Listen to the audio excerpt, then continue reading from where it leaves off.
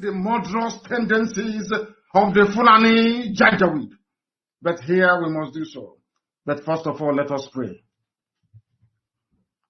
And I will pray in the language of heaven, the oldest language on the face of this very earth.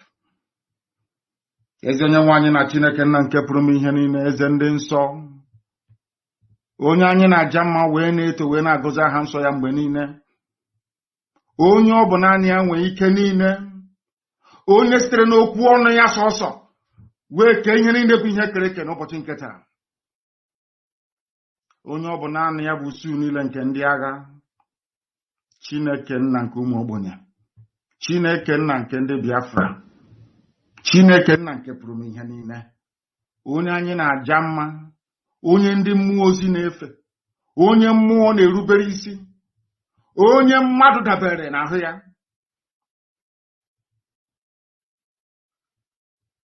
Onye ọ bụ naanị ya ka ndị okenye na-atụ mkpọ ọlaedo na mmasị na ọ dị nsọ.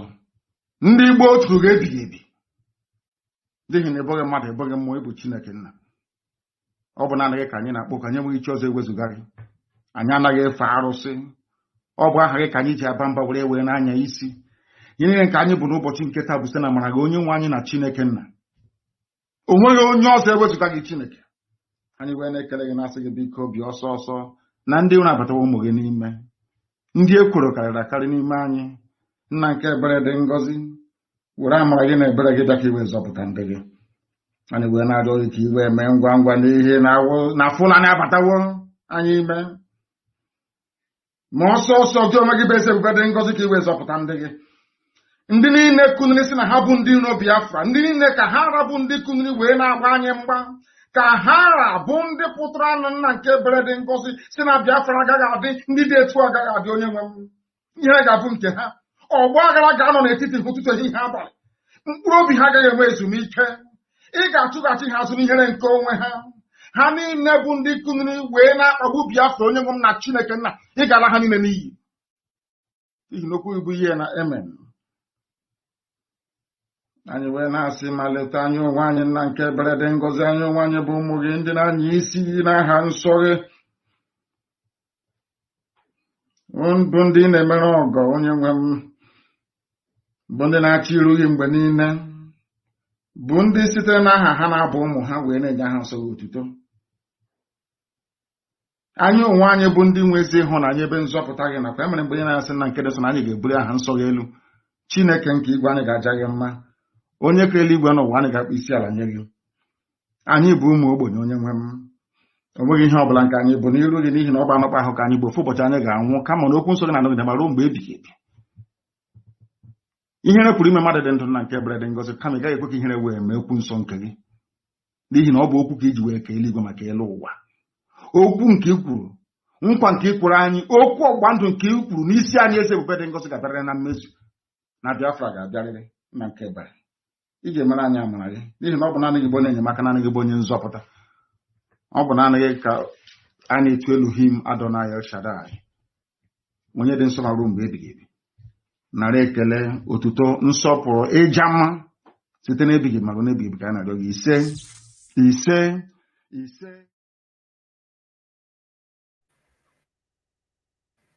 ise.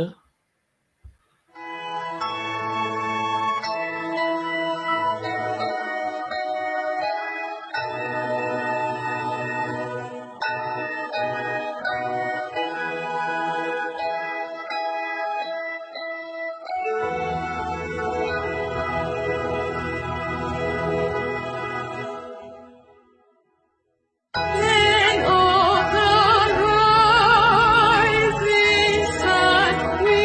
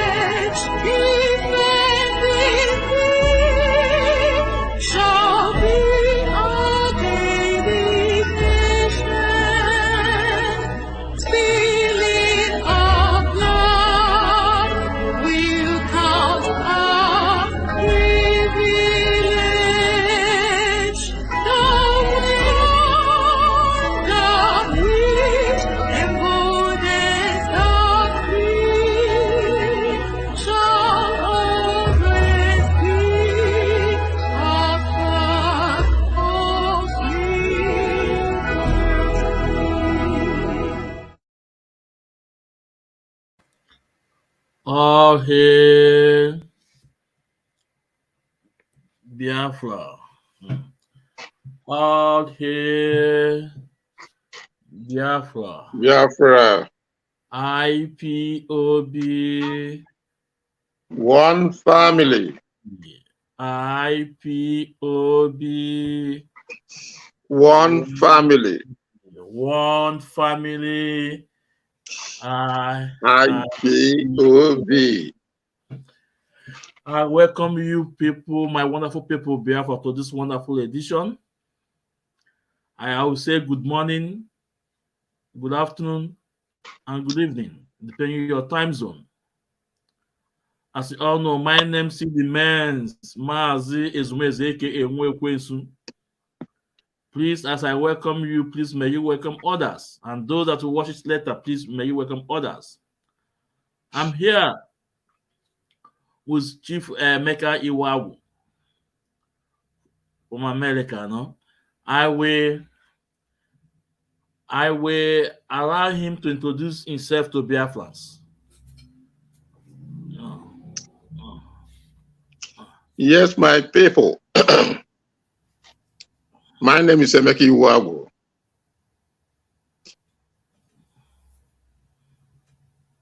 I live in Sugarland, Texas. And a member of IPOB. Maz, you're welcome. You're welcome, Maz. Thank you. Yeah, you're welcome. Maz Cosmos, please may you introduce yourself to Biafrans, please. Sure. Hello, Biafrans, lovers of freedom. My comrade, I greet you all. My name is Maazi Cosmas Duro. I hail from Olo, Njaba, Biafra land, in Imo State. By the special grace of God, I serve as the coordinator of Indigenous People of Biafra, Maryland, in United States. Thank you so much, and remain blessed. Yeah, Mazi Ndewo, Mazi Ndewo. My wonderful Prof Biafra, today is going to be a wonderful interaction. We are going to say a lot of things. And as you all know, in my program, we say it the way it is. We put the record straight. If I na-ekwe ba wee eziokwu, because if I na-eme bụ iwe mmụọ, anyị na-achụrụ aja bụ oke mmụọ. So my wonderful Prof Biafra, please share this program widely, and again, please, I want you all to follow me in YouTube. I just created that YouTube not some days ago now, because if Facebook is so tamping on my broadcast. But I said to him that I cannot monetize my page. I am organic. Now I follow the footsteps of Mazen Nandekano, a true freedom fighter. You cannot monetize your page. You cannot be making money from the blood of our people. So I created a YouTube in case anytime Facebook do it the way he wants. I like also. So now please follow me on YouTube at Ikechukwu Ezumezu, please. Thank you, please. Mazi, before we go to our topic, we have something we need to talk about, and it's very important before we go to our topic of the day. We have our flyer about the heroes and healing on May 30th. Like you all know, just yesterday, I Chief Ogbuefi and Wada Chinwe and Maaz Innocent Aliam and our African rep, Tell me. They say a lot about this flyer. And we are asking Biafrans to join us that day. It's going to be Zoom. Come and join. Let's respect our fallen heroes. Like I said before, that Chika, Paul Edoziem, aka Enemy at the Gate, cannot tell us what to do on 30th May because his hand is full of blood. His hand is full of blood. What happened at Aba, at Malawa Mendi? More than 50 people killed. More than 100 missing. So, Mr. Memo, Chika Paul Edoziem cannot tell us what to do on 30th May. If you are a genuine Biafra, Chika Edoziem hand is full of blood. He cannot tell us what to do because if I name we were more, or I naturally work more.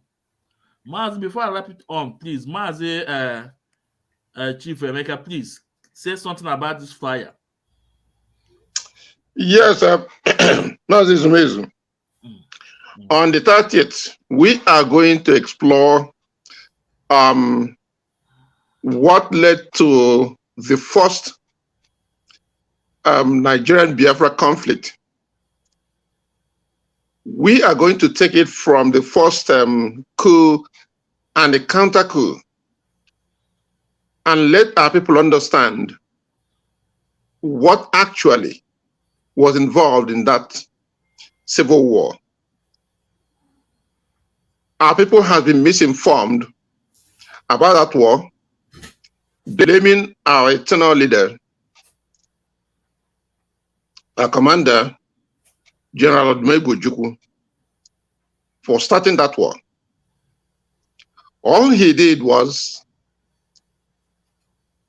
to gather whatever was available at the time to defend our people. Otherwise, the Nigerian forces was ready to exterminate our people from Nsukka, Port Harcourt, and Calabar area. Unprepared as the Biafran soldiers were, they marched force with force and did the best they could to stop that genocide which they brought with them from continuing. Even though most of our people were slaughtered in the north, in Lagos and other places, and our leader was more interested in making peace to avert whatever would come out of that genocide. But Nigeria, with their sponsor, the British government, were more interested in exterminating our people. And so we're going to look at that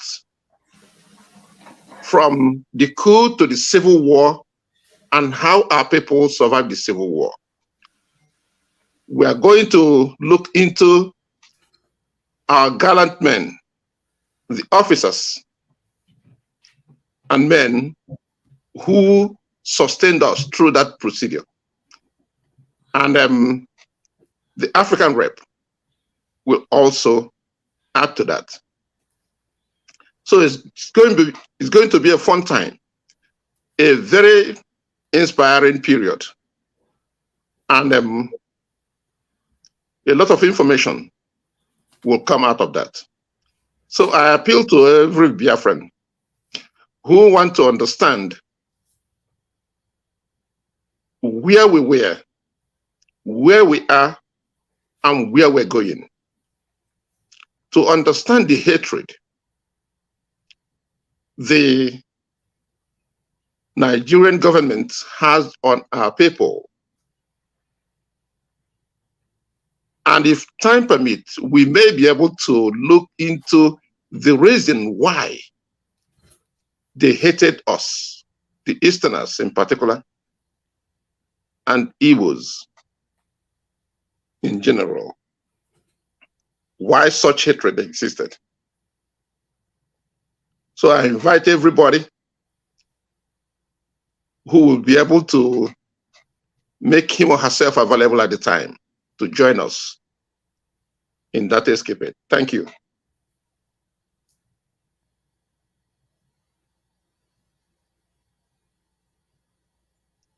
Over to you, Ezumezu. Yeah, Ndewo Mazi, Ndewo, sorry. Ndewo, thank you so much, Mazi. Thank you so much. Well explained.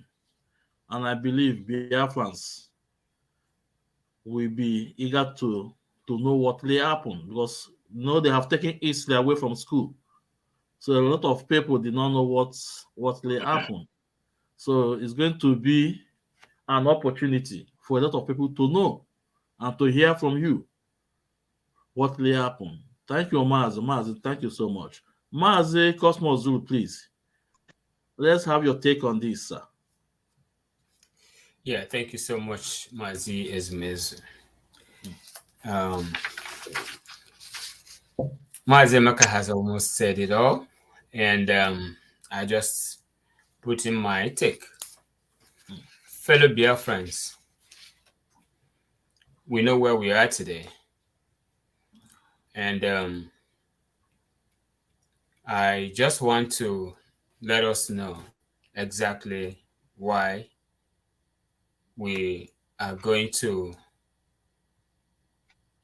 be on air on May 30th for the remembrance of our fallen heroes and heroines. First of all, Biafrans are hard-working people. Biafrans, wherever they touch, they multiply. To our enemies, that is an intimidation. To our enemies, they don't want to see us struggling or working and succeeding. All they want is to see us begging and asking them for food every morning, every afternoon, and night. But Biafran said no, it will never happen. So, fellow Biafrans, we want each and every one of you listening now, watching now, or will be watching later, to please join us on the 30th of May, 2023. They started killing Biafrans way before the Nigerian and Biafran civil war.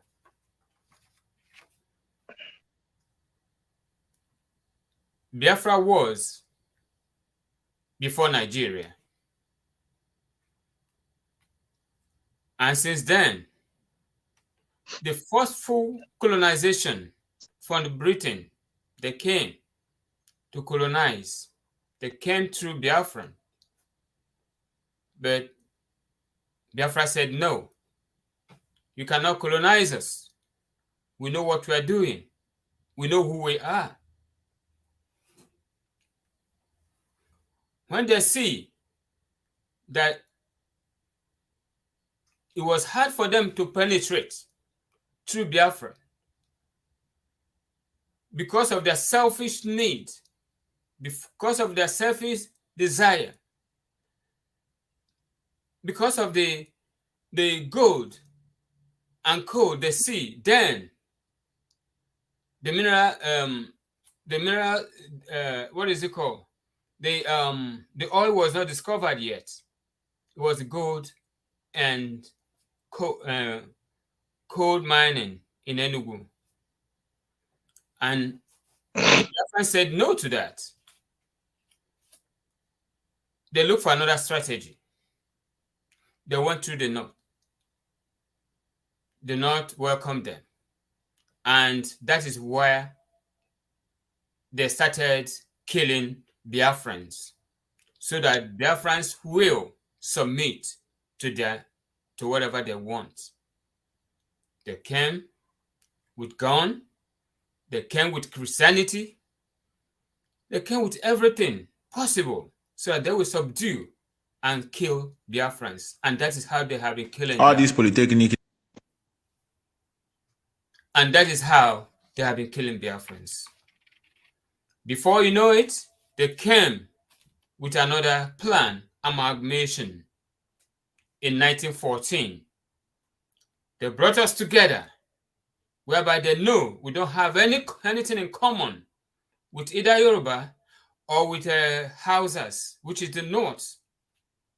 These are three separate nations of their own. They put us together. They handle arms and ammunition to the North, put them in the army, have them rule over us, have them kill us through the British. This was going on. Igbos in North were slaughtered. They were going house to house to kill Igbos. They were going house to house. As long as they see you're an Igbo, even you look like you're an Igbo, they will kill. It is even happening right now as we speak in Yoruba land. And this is how they started. They go and see a woman pregnant. They will kill the woman, cut the stomach, get the child, kill the child, slaughter everybody as long as you look like Igbo and you're an Igbo. When I say Igbo, I mean Biafrans, whether Igbo speaking or not. And this is how Ogwejuku and then Gowon went to Aburi for peaceful talk. And afterward, it was agreed in Aburi in Ghana that the nations should go on their own way and signed coming back to implement it. The British asked Gowon, did you know what you signed? You signed that they should be on their own. Gowon remained mute till today. Ojukwu was looking for him to come and ceremonially apply what was signed in Aburi, Ghana. When he looked, nothing was forthcoming. He declared Biafra. And that is how Biafra was declared. Less than 12 months, Nigeria started their slaughtering, send their army, send everything they have to Biafra land, just as they're doing now. And that is how the war started. What do we have to defend ourselves? Nothing. We have to, with the sense, with the brain, the Almighty Chukwu Okike Abiyama give us, we manufactured Ogbunigwe that helped us. They thought it was going to be 3 days, they will kill all Biafrans. But to their surprise, it lasted for 3 years. People that don't have nothing, we fight with our arms and our God-given talents that we manufacture the Ogbunigwe. And we stand there for good 3 years. My good brother, I leave it there as we go. Thank you so much. Thank you, dear friends.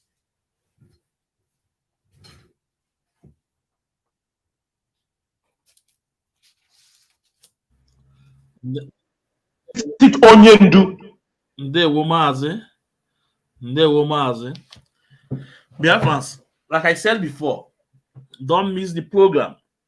Join us on May 30th. You can see the Zoom ID is there. Join us. It's going to be fun. A lot of things that people did not know that day. People that are well educated about it will reveal it to the public. So I think we are getting a bit now. All Kagwazun is that day. That day is going to be heavy. Please look at the Zoom. Is there the Zoom meeting? The ID Is there. And the password. Copy it and join us on that very day. Copy it and join us on that very day. Like as I said before, Mr. Memo Chika Paul Edoziem, aka Enemy at the Gate, cannot tell us what to do on 38th May because his hand is full of blood. His hand is full of blood. So that day we are expecting you people, please share and tell others, pass the information to others, and come. Let us make it worthy. Ndewo ụmụ Chineke. Yeah, so Mazi, this will bring us to our first topic. To our first topic today. Mazi, I believe that you guys have come across about the tweet from Bruce Wayne. The tweet from Bruce Wayne. That firm saying that our leader asked Simon that our leader is not in support about government in exile. So, but there's something I want to point out. You can see when that tweet was released by our international lawyer, Bruce Wayne, from the cabals to the Chakra Media warriors, all of them retweet it. All of them make it to go viral. Now, they did not ask if this tweet is from our leader or not. Now, they did not tell Biafra that this tweet is from Opi Wake on the chat. But then they hurry up and share it and make it to go viral. So now, this tells us that Chika Paul Edoziem will select the message that is good for him from our leader and implement. For those one that is not good with him, if you say it's not from our leader, it's from Otanja Market, that the lawyers the lawyers formulate it. Counter cannot do it. Counter cannot do that. So this tweet from Bruce Wayne is not from Opi Wake on the chat. So now they now believe that our leader can send message from DSS. Ima no kere si normal eguana ọ dị ala ụmụana. Ana na what Chike Edoziem okenye si normal eguana dị ala ụmụana. So Chike Edoziem now he believe now that our leader will send message out from a DSS dungeon. That reminds us, this memo here was on 15th of December 2022, and it was authorized, signed by our leader's signature. Mazi, when this thing came out from China Sanwo-Olu to the rest of them, from China Sanwo-Olu to the rest of them, said that this memo is not from our leader. They did not implement every single instruction given by our leader. They did not. But they quickly accepted the one from Bruce Wayne. Bruce Wayne is in America, right? It was somebody that gave Bruce Wayne the information, right? He did not visit Nigeria. So now, how come out of a sudden all those Chakra Media warriors and all those cabal believe that yes, it was from our leader, and they make it to go viral and they talk about it because it was Simon Ekpa. So the one that is in concern with Chike Edoziem and the rest of the cabal that our leaders say to them, it's not from it's not from our leader. It's from Nekede, as Methuselah said. So Maz, this is the memo then.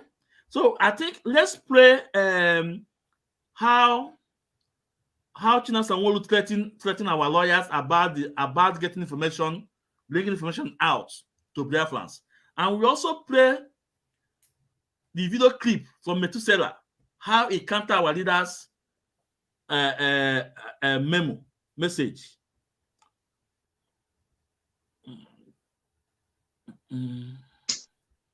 Hold on a minute.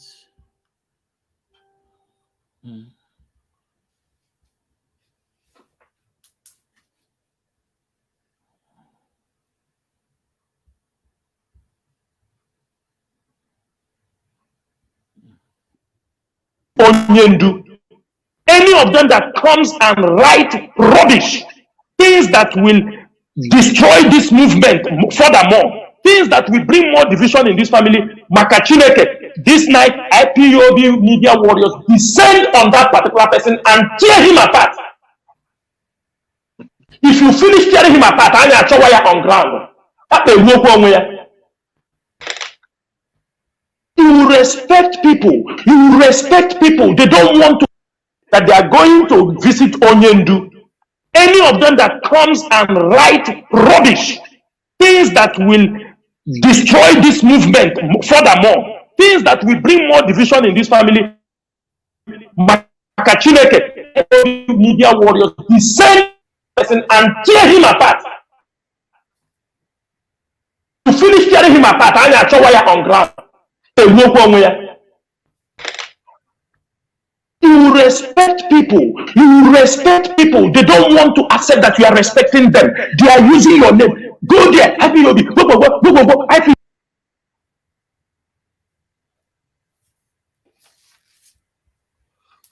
That is one. That is one. So let's get another one. Moment.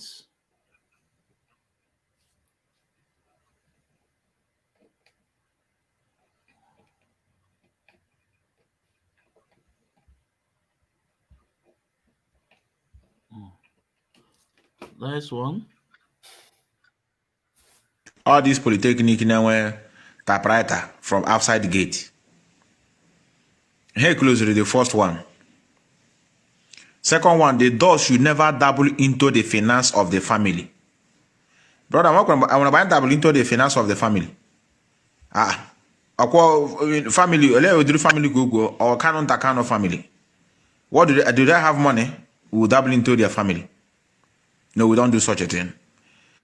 I think I will have to read it together before they say it's a concocted story. Got it there. Let me on the light very well. This is supposed to be on very, very well.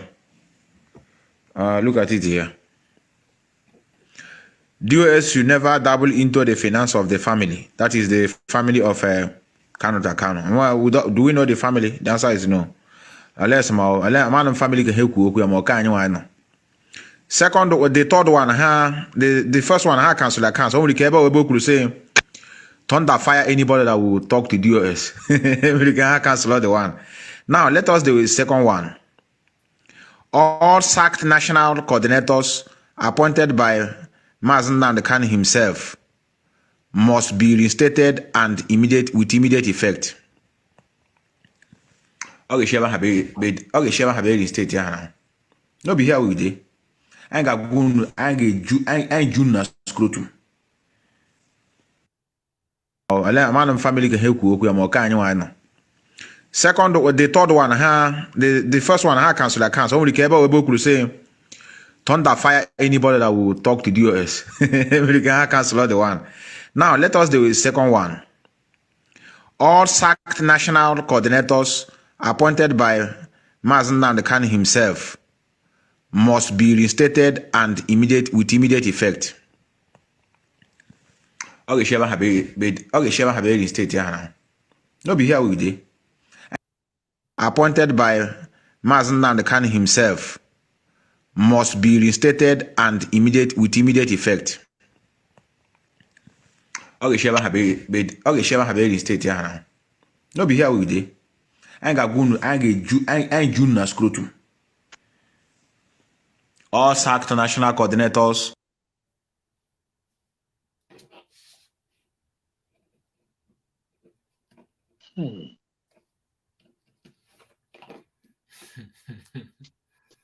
You are muted, bro. Maz, you are muted. Oh, I'm sorry. I hope Biafrans is following up what we are doing now.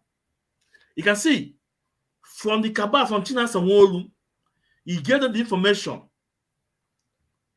First he attacked our leader, our lawyers. That any one of them that bring any messenger again from our leader is going to deal with them, and he threatened them with his own killer squad. He threatened them with his own killer squad, and he passed the message to the Chaka media warriors to project to their gullible ones. And this is one of them, Methuselah. You can see what he said about our leader. He even said that our leader should come out and do it by himself.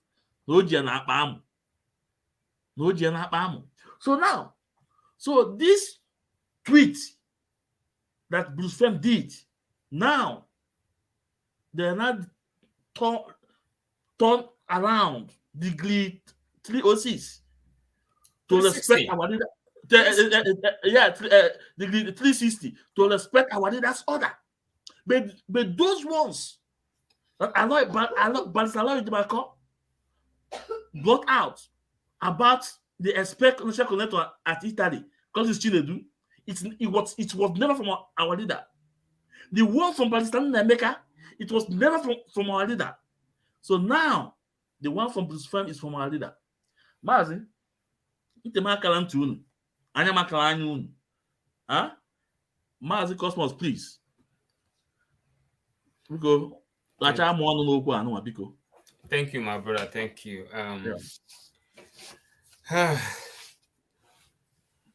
As an Beke borrowed language. I'm proud of my language. So call Antigrana language. On your Biafraga and the Beketrin and Hatchin and many interpret.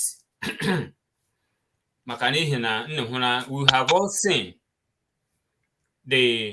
what our leader sent to DOS since December 15th, 2022.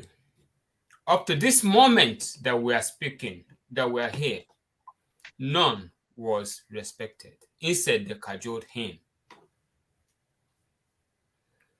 They said they're holding him on the scrotum is holding all of us.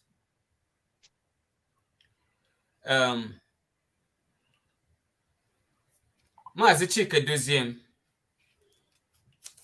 you are that dog that eats the bone that is given, that is entrusted to it. Our leader gave you the mountain of leadership when not knowing that you were one of the people that sold him. They're asking the people you sent, Ndibose, Agama leaders, you are the aware on your gidan boy, but on your hashitura gidan. I am not angry with whoever is broadcasting and talking to Onyendu anyhow. All I'm angry is he who sent him, which is Chika Paul Edozien. He said, does the family have money? Now he never know IPOB one family. Now he's talking about Nandokanyo's family. He's talking about Nandokanyo's family that he's holding out his scrotum. Yeah. Why can't he say that? Because immediately our leader was kidnapped, they jump into finance. And that is what they have been looking for. And that's why he's saying, does not the kind of family has money? Because they know where the money is. They jumped there so that now the kind will not come out. But they hit the truck that is carrying concrete. Concrete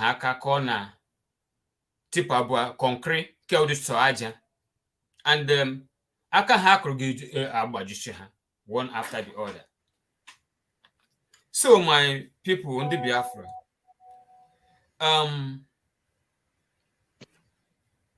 Chike Doziem, on top of the money, everywhere he's opening accounts, personal accounts, telling us Biafrans to be paying money there.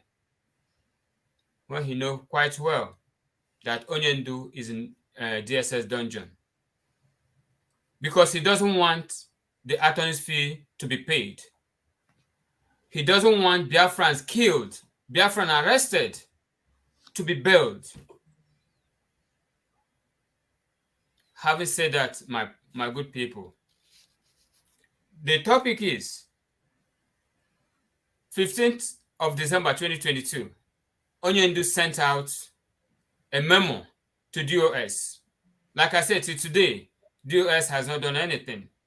But something Brufen has tweeted. Now they think it's in their favor. Now they think they will use it to attack Simon Ekpa. Even though what Simon Ekpa is doing is not right. They are all the same people. But now they are tweeting it and talking about it and all this. While what they did is worse.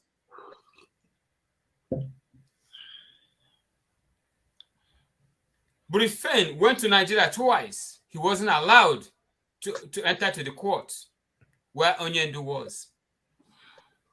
Brufen did not go, is not one of the people that visit Onyendu in the DSS dungeon.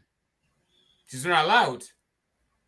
The people that are allowed will go and come out and tell us what Onyendu has for us.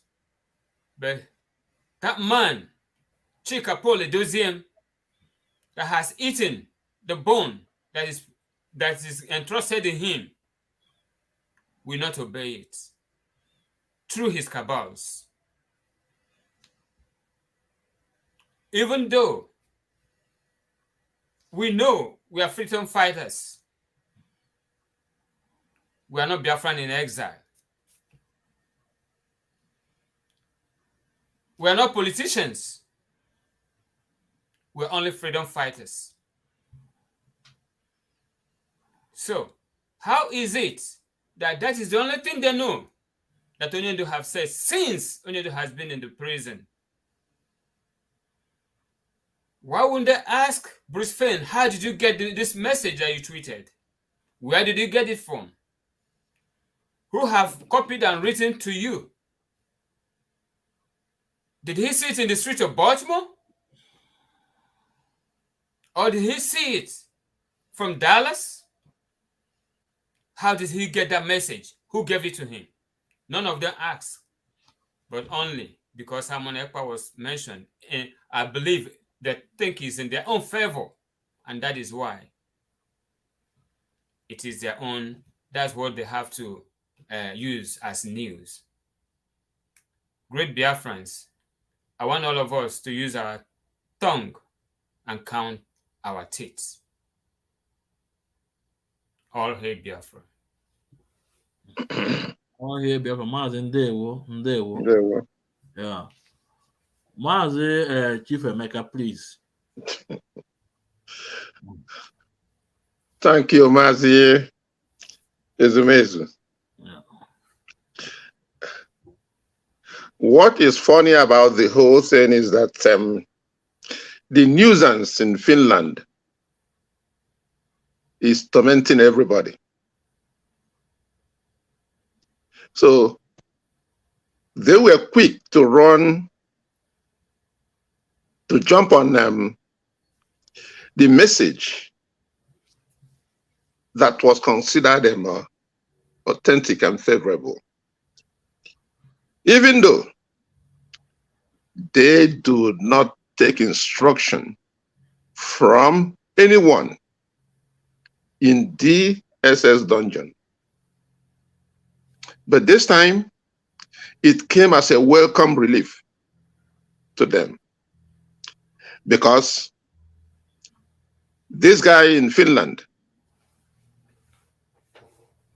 has to be dealt with. That's the way they look at it.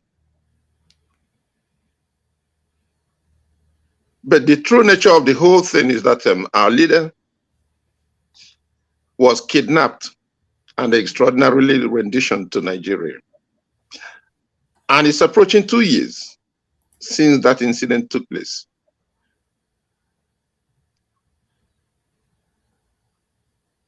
IPOB has stagnated from when our leader was removed to present day. Nothing accomplished. The entire movement, sometimes when you evaluate what is going on, you find out that every effort of the true loyalists of Onyendu Nnamdi Kanu has been to get him out of the dungeon, to make sure he's released, and to make sure he comes out on time and get the necessary medical attention he deserves. But unfortunately, as soon as our leader was renditioned, the so-called leadership on various levels of IPOB, I don't mean a particular leadership, they saw it as a bonanza, or what I would call a frenzy, to grab whatever was available to them. Every purse became very lucrative for different individuals. Madam Neneyanya has been in charge of the finance of IPOB for as long as this organization has been in force. I don't think, or I never heard that Onyendu at any point in time decided to make any change or alter that decision he made from the one. When Onyendu was removed the first time in 2015, Mazu Chemefo filled in for him. I don't want to say much about that period, but I remember something that rings bell in my ear. Whenever Uchemefo will make any announcement or any broadcast, he introduced himself as holding or deputizing for our leader, Mazen Nnamdi Kanu. What happened at that time and what happened today is no different.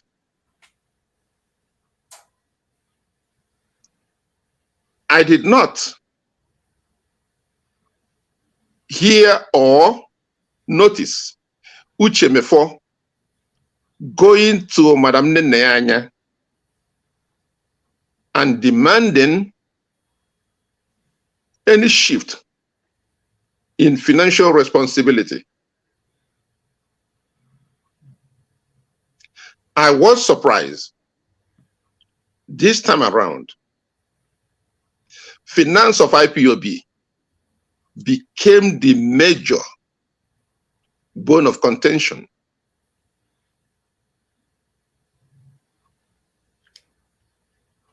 Everybody who found himself or herself at the point of leadership where they can control one pulse or the other did not take any time in converting it to their personal use.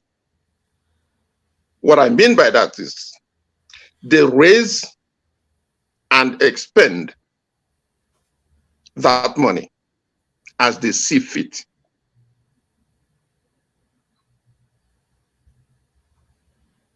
And that led to what I was called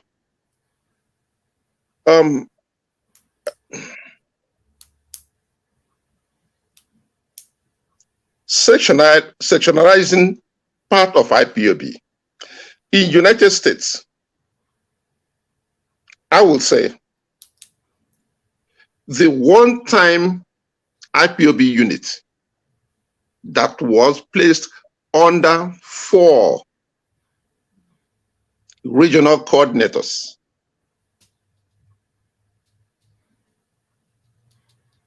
drifted apart to more than 5 or 6, according to the post, not according to ideology or according to responsibility. No, according to posts. They followed the money, confiscated the posts, and convinced a group of followers who went with them.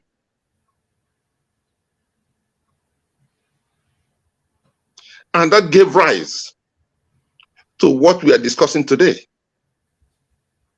Those who take instruction from Onyendu and those who do not take instruction from Onyendu. And in so doing, these individuals could care less what the outsider or somebody who has never been a member of IPOB was doing in the process, because some of these people brought him in. And now it looks like he is outsmarting them. They are frustrated. When you look at the first time, the people who brought him in became frustrated and couldn't hang with him. They abandoned him with everything they gave him. Oyibo and Nelly and the rest of them ran for their life. And this nuisance in Finland took over all these things and formulated whatever he wanted to formulate. And most of our people who cannot reason beyond their nose followed him, singing praises for him, and he was all over the place.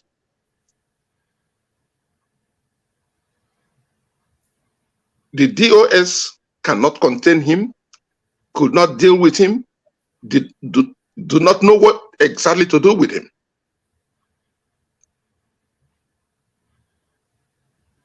They refused to take any instruction from our leader.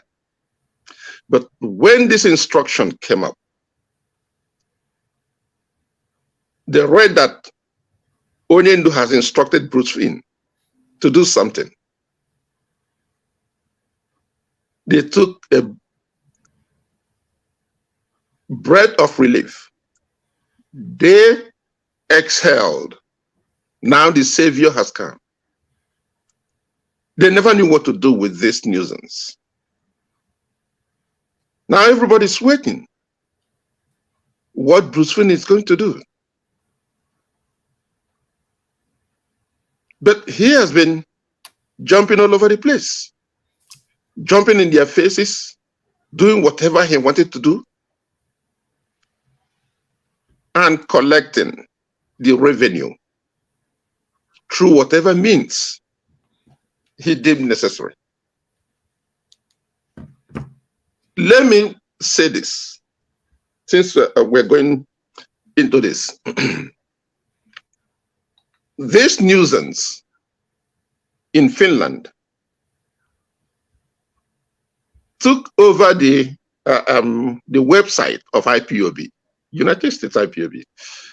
That was, I think, that was with Umweri account. And he waited patiently when most people, even non-members of IPOB, who wanted to donate money to ESN. So what they did was pledged a particular amount of money they want to be removed from the account on a monthly basis. And through that website, when you push donate, you say that you can send in money through that website.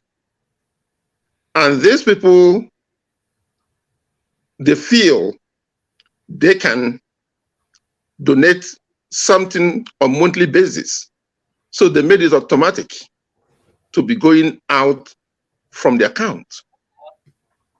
And so many people did this, because I know here in Texas, some non-members of IPOB at that time, or even before then, who pledged to assist, but they were not willing to contribute the dues, the monthly dues and the ESN dues that members pay. Some of them pledged $50, some of them $30, some of them whatever was comfortable for them. Now, these pledges continued to flow into that account. I remember, because I worked with Dr. Kora on national level. At the time,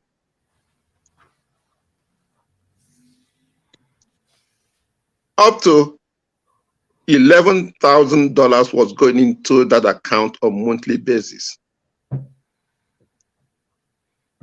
That was before the rendition. After the rendition, I don't know what happened. But this nuisance in Finland took over that platform, that website, converted it to his own, the whatever he called himself, the autopilot or what. And then all those who brought him within this circle couldn't stand him. They all abandoned him, and he took over the whole thing. Now the Savior has come, Onyendu has spoken. And those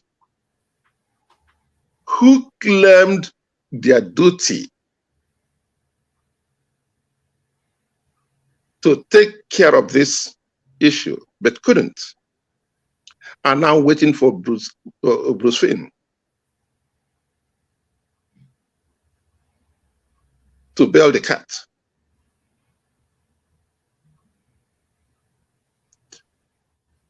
It's been a very sad moment when we go through all these things that has been happening. I still don't comprehend what actually happened or why it should be that way. People present their understanding I've spoken to a whole lot of people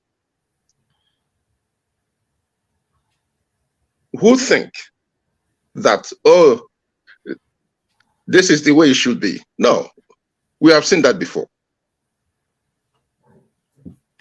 Mazi Uchemefo has done that before and held everything until Onyendu came out. We've seen it before. Mazi Uchemefo did not go around opening accounts in different countries, in different continents. It beats my imagination that it will get to the level that whatever transpired within the hierarchy of DOS could not be reconciled, respecting the oath that members of this organization went into. And what our leader told us, it's like he knew that a time as this would come. And he made a frantic appeal to all members. When it gets very difficult for you and you cannot bear the pain, you cannot follow up, walk away from it and use your brain. Don't use your heart, use your brain.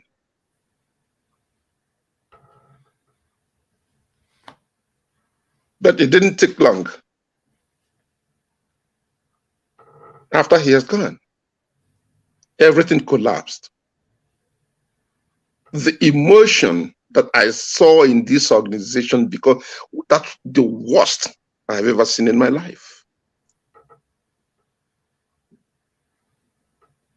People start jumping from one group to the other according to the amount of money that will come their way.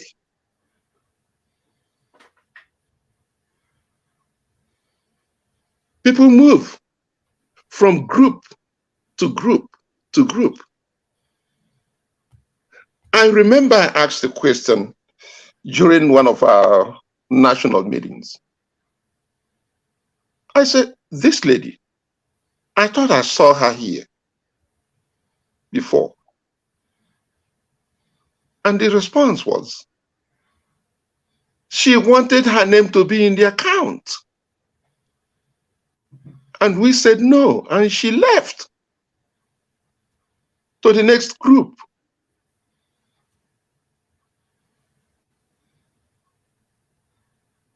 But gentlemen, in all this, like Onyendu puts it, Biafra will come. Biafra will come. It will come. We know that the fight, the struggle is not easy. But in the end, we shall be there. Thank you.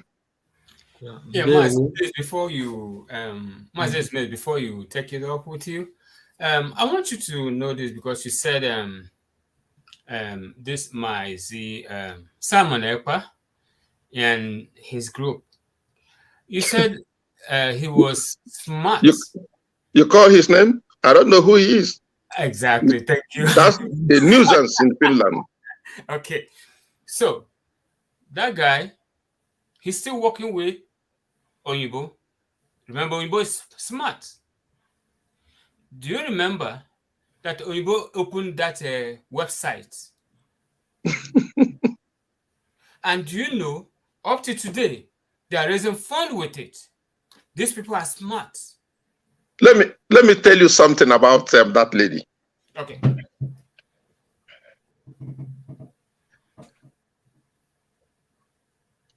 that lady, I never knew her. Up to today, I don't know her. But I ran into her name 2017. After some time, I didn't hear about her. And then she resurfaced with the group that were very interested in Bank of Biafra. Right.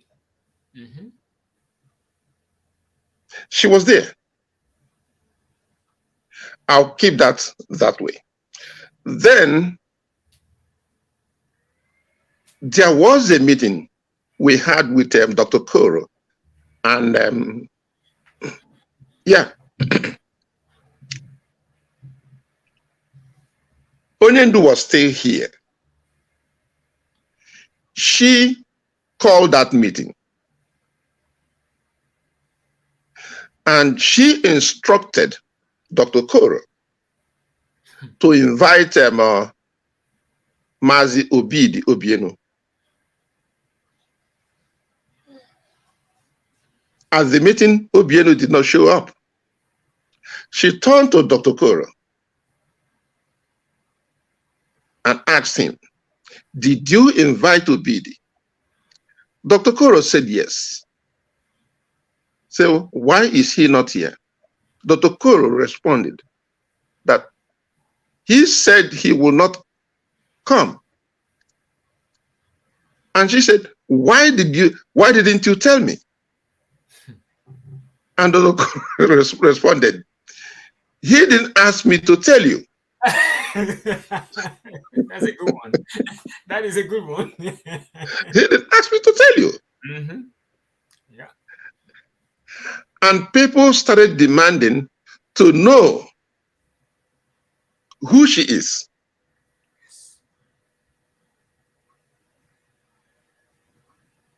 Because you can tell that she covered herself, her face. Mm-hmm. That's how it does. She was wearing a wig with a lot of covering over it.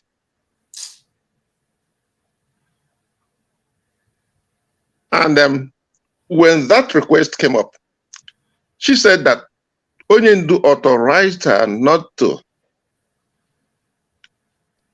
take away her mask. I said, okay. I never heard of this before.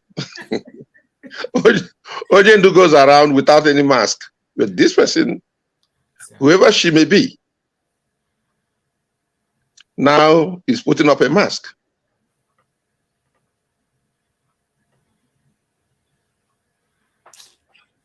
Now, this particular lady,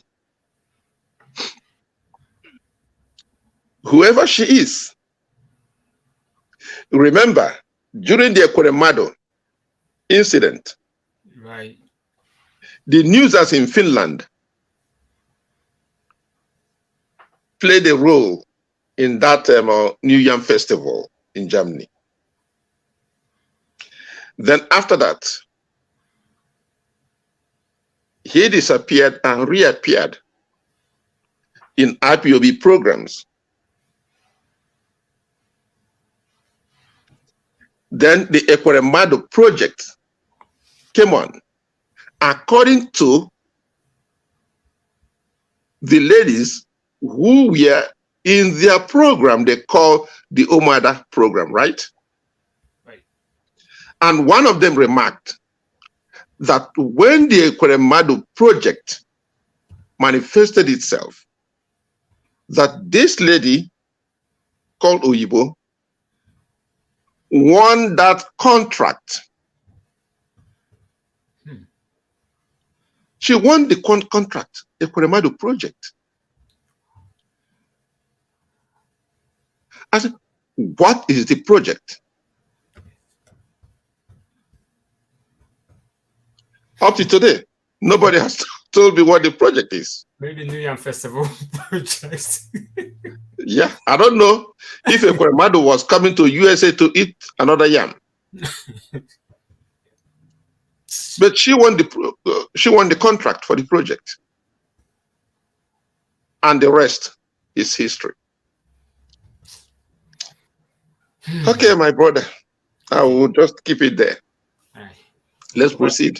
Yeah, Mazen, Ndewo, thank you so much for your explanation. Thank you so much. I just want us to use maybe a few minutes to talk about this. Then we'll go to another topic because we have much to talk about. Yeah, let me bring this up. It was up before.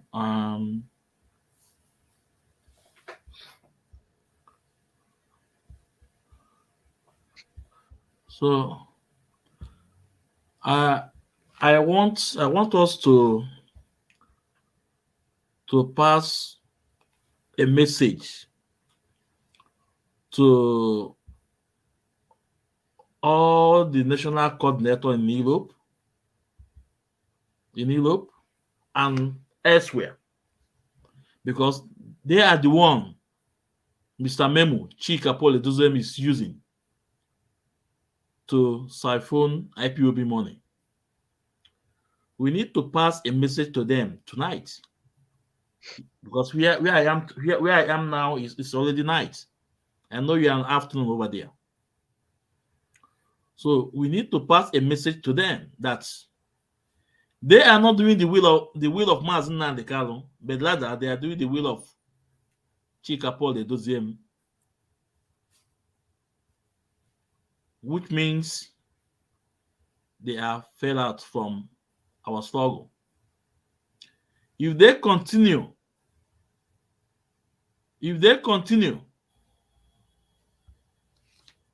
to obey that instruction, money I will. If they continue to obey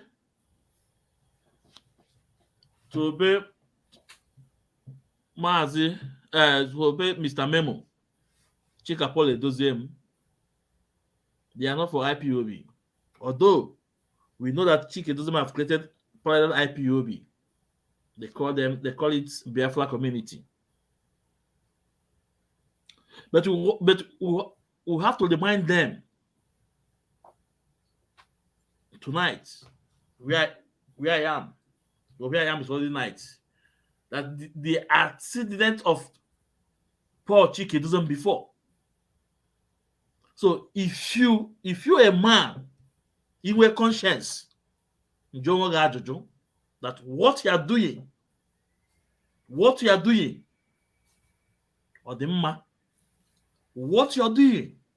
is it the will of Mazi Nnamdi Kanu? What you are doing, is it in favor of this struggle, or you are trying to destroy this struggle? We can see they said Kanta Kanu is not doing anything. I told them that whatever Kanta Kanu is doing, he cannot stop it. That's what I told them before. When they are saying expel, he cannot expel Kanta Kanu. If you expel him on Radio Biafra, the same way your name will be mentioned. But at the end of the day, they use that expel Kangolo called Chinedu to write rubbish. But today, did he stop Kanta Kanu of doing the right what he's doing? We are heading to appeal court in UK. What has Chika Edoziem done since the election of our leader? Nothing rather than protest. And even the protest is stopping them. It's stopping our brothers in South Africa. It's stopping them. So now, let's remind these national coordinators all over Europe and elsewhere that the same Chika Paul Edoziem was the same man that opened a new account when our leader was arrested in Lagos 2015. It was the same Chika Edoziem opened a new account in Switzerland. Then he was the coordinator then. Then it was European debt, yes, then. And he's trying to ask all the national council to pay into that account. But it was as a result of the meeting held in Kuje prison that stopped all that nonsense. And coupled with, we have a deputy leader, which came for them. It was the same ticket, those same with account every day. Account. Open that in 2015. And believe me, I still believe that Chika Paul doesn't still have a connection with Omiomio them and this guy in America, Clifford Iloanya. I still have that belief that he still have connection with them. It was Chika who opened that account, and it was as a result of him appearing in meeting that stopped our leader not to expel him. Just the same way our leader ordered, which before then, to expel Omiomio and the Barrister Imam Mezu and the Clifford Iloanya. It was as a result of that he appeared in that meeting. And I already have no other choice than to have him back. It was the same Chike Doziem today. Is creating an account. Stop creating an account. Our other wife came a little bit and said that onye nwuno na apu si na agbali flower mmiri. Ndile una anya. Onye nwuno aka edule ebe ọ na-aga. Chika Paul Doziem ejidego flower aka na elopu. Boom. Na adonye nke ya. Na-ebufu na adonye nke ya. They have opened account in South Africa, call it welfare account. Mastermind by Tony Zwimike. They opened another account in Australia. Call it Biafra Community Account. Mastermind by Chukwud Ofoma. Another account was opened again in Italy. Because these cabals, they did not even trust themselves. Onye bute koti na baka na now. They are catching up to our leader's name. Don't be surprised tomorrow. You will hear another account in Kuwait. Just someone will open another account in Kuwait. Don't be surprised. So we are passing this message to these social coordinators. If you know that you stand for Mazi Nnamdi Kanu, stop this your nonsense you are doing now and pay your money to the normal accounts that our leader have asked Madam Nyanya to present. Remember, it was Chike Doziem that asked Madam Nyanya then to transfer all the money to America. If Madam Nyanya had what she said then and transferred all the money to America, Oyibe will go again now ask no Israel on the estate management, no on the many Israel today. Nelo of Febu today, no way, we don't hear about Nelo of Febu. So if Madam Nyanya had what Chike Doziem said and pay all the money to Umuele accounts, what will be our fate today? What will be our fate? So you are national coordinator in Europe. Time is coming. And time is running out fast. It is better you correct your mistake now and channel all this money to where it's supposed to be. Let's listen to the man that Chike Doziem planted. Cover from in the IOB. hands. You see, over that $32,000, I will get it back. I will get that money back. I know that. Okay, so it's not going to go away. As for these criminals, these people, have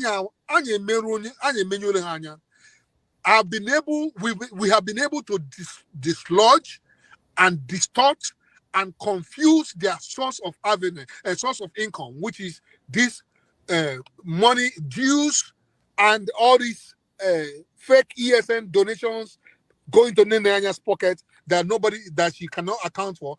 These are the things we're doing. Okay, we have been able to dislodge them, and that money is not getting into their hands again. So that is why Onya Jina Ibakwa, You know, I hope you guys listen to what this man said. Remember, Chikezo planted this man in America, and this man done a lot of damage. But today, Agbala na appear Mbala Nwa today.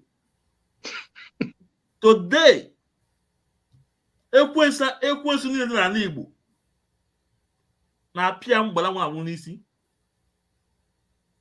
They use this man to blackmail a lot of people, innocent people, to blackmail our leader's family, to blackmail Madam Nenyanya.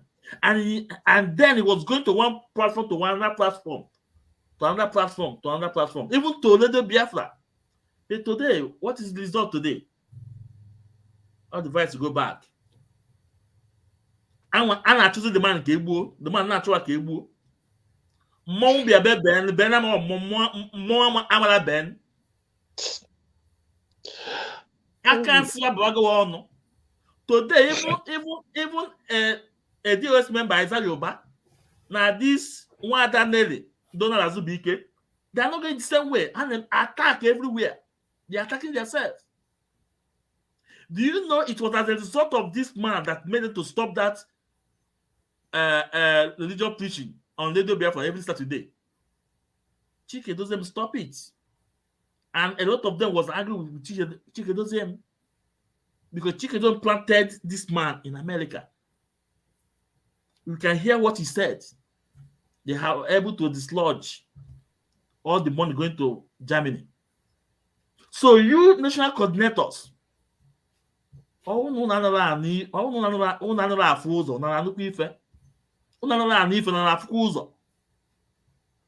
this is where I laid plan to destroy IPOB finance. But the same man we came on Little Biafra and said that people have destroyed IPOB finance, but it was him that destroyed IPOB finance.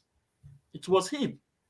It was him, Chike Paul, as German coordinator expert, to go to our national account, to have access to it. As a result of it, our account was closed. But they turned around to blackmail Madam Nenyanya. So ask yourself, you national coordinators,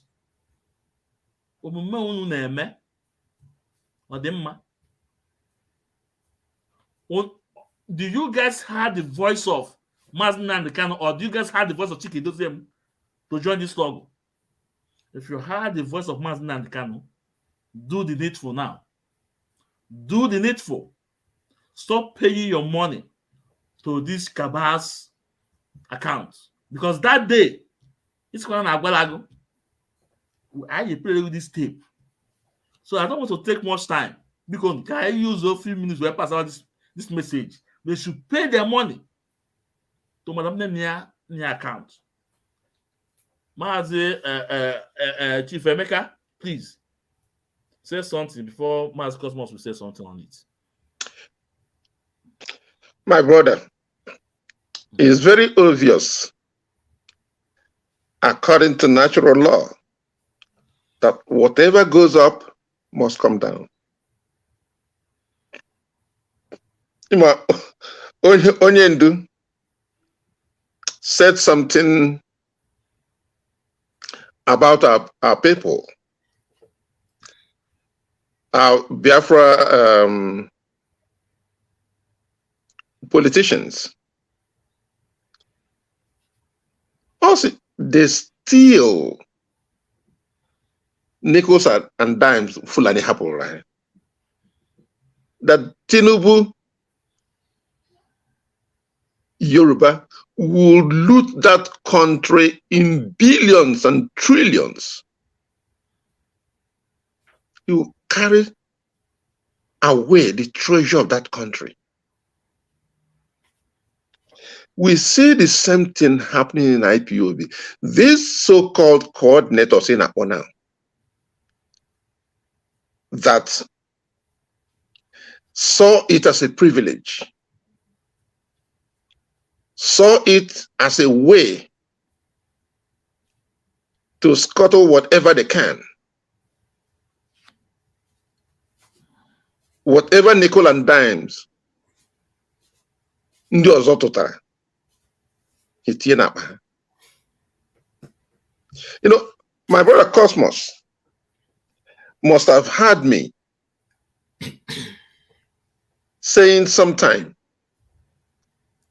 that when you take money from people, they gave it freely for a particular purpose. And somebody would take that money and pocket it. And when you talk to them, the pronouncement that they always give is that n'ihe away go bara. Onye rire go bara. I said, what nonsense is that? What type of nonsense is that?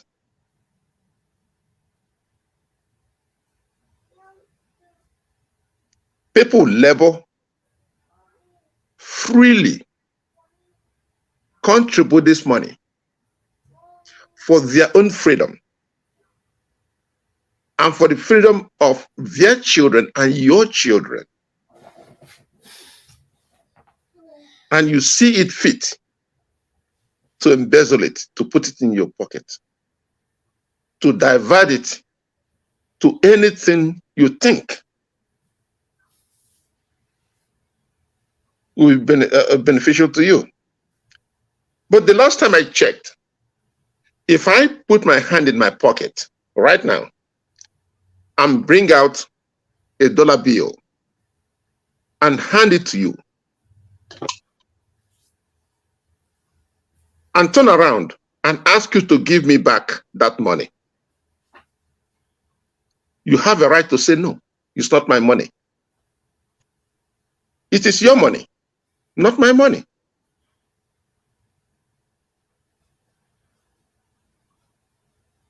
Because that money does not bear any resemblance to me. It left me and come to you. So the power or the force that transports or transfers that money definitely will go where it's supposed to go, one way or the other.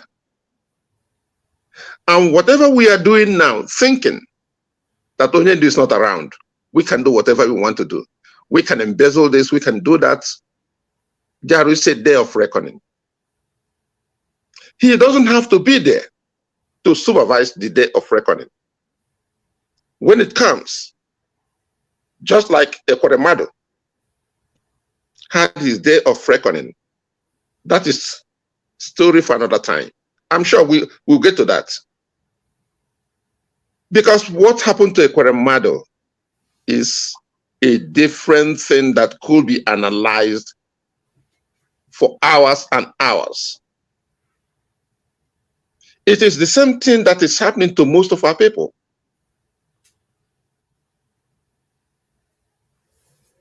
The money that will fight this battle, that will give us Biafra, it's not yet here. We've not seen it. Whatever they are taking and putting in their pockets is irrelevant. That's the way I look at it.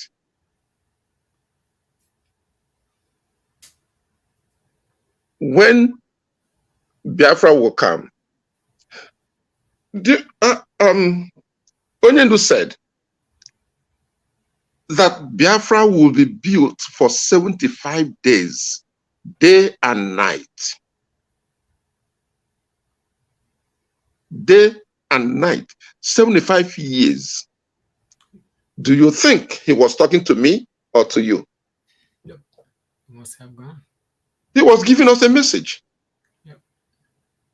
To give out. He was sending us on errand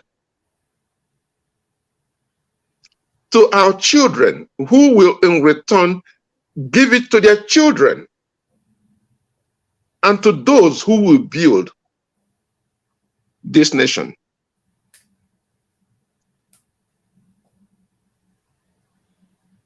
It's just like the Bible we study today, and we look at it Some people will quote the Bible out of context. Some people will say this, some people will say this, some people will say this. But remember that in that book, there's a place that asks you to seek, you will find. Ask, you will be given. Knock, it shall be opened to you. But the question we forget to ask ourselves is, seek what? Ask who? Knock where? Because the Bible is made up of I'm losing my train of thought. The Bible is made up of allegory, metaphor, and symbols.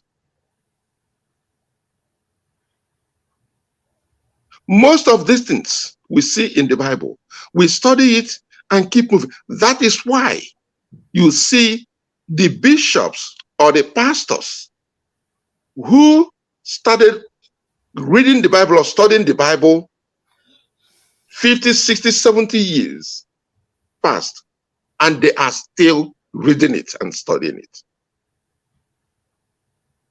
Because 98% of us who read that book never understood anything. Because if we understand it,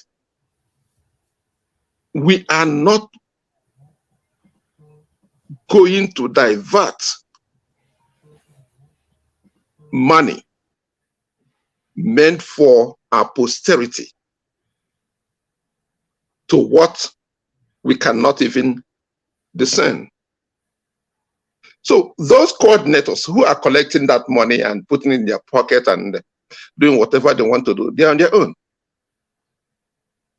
They are on their own. Because definitely that money they are collecting now and putting in their pocket is not the money that will build Biafra. It's not the money that will liberate that country. It's not the money that will give us freedom. Whether they understand it or not, they are on their own. And like I said before in the beginning, whatever goes up must come down. I'll rest it there. Ndewo, Mazi, ndewo. Mazi Cosmos, because before you take it up, I want to play 2 videos so you can see it and just take it from there. Okay. 2 short videos, yeah.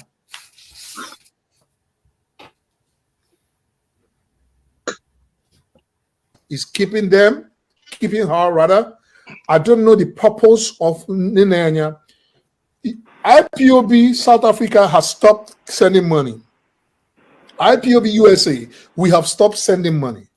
IPOB somewhere in Europe or many other places, we have stopped sending money to Ninanya. No dime is going to her anymore. So now all those little money she used in flexing and relaxing and giving some to Kanu Takanu. So I believe I have seen my capture, you know. So let me play another one here where they ask him a question about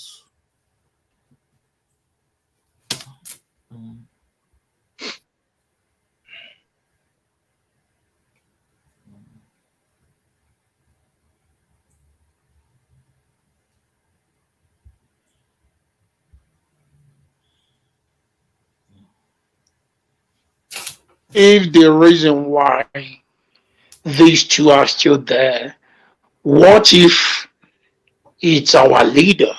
Like, because I strongly believe that the force that is holding Nenyanya and Kanonta in this struggle, something stronger hand is behind it. So my question, what if it's our leader who demand or asks the doors not to expel them for now? Maybe when he finally rejoins us, he will do the necessary things. Do you still expect the dogs to go ahead and do otherwise? Yes. Yes. It is not disobedience. It is a necessity, but it's done sooner than later. Onyendu will never retain Nenenya as long as I live. If Onyendu ever, I know he will not. Onyendu is too smart, because that will be calamitous. That decision will be calamitous to IPOB. So just because we don't have much time, so I believe we have got some extent. You know, we'll got some points here. So Mazi, please say something. So okay. Thank you, Mazi Ezumezu. And I know time is running. We have to be quick and straight to the point. First of all, I want to correct this impression. That guy that calls himself Dr. Donald is not an IPOB member. Even when Onyendu was out here with us, he wasn't, and he is not an IPOB member. That's one. Two,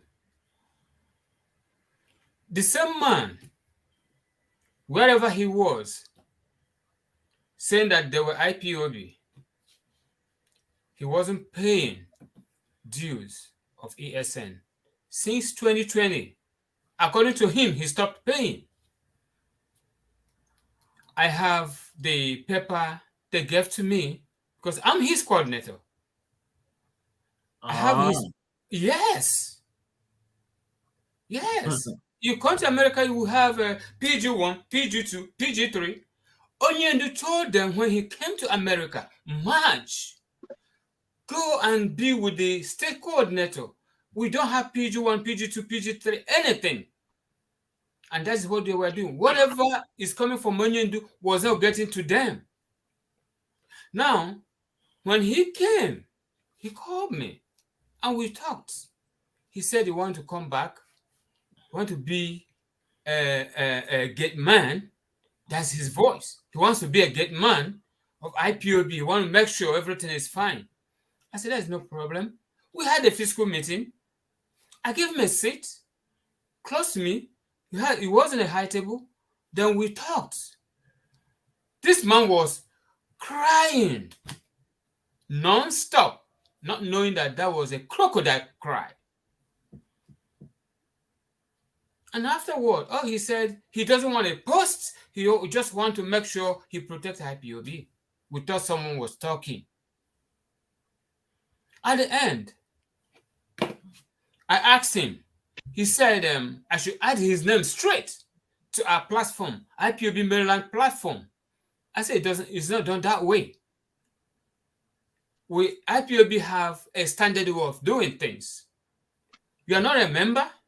Wherever you are, I don't know what you are doing or what you have done, but before I will admit you to IPOB Maryland, I'm going to tell you how it works. I told him exactly how it works. And this is what to do. This is the bank account. When you pay, then I will give you an oath. We have to give you an oath. I don't know what you are doing since. And he agreed with all this. And I told him, when this is done, it will not be just me, because Onyendu is aware of his problem.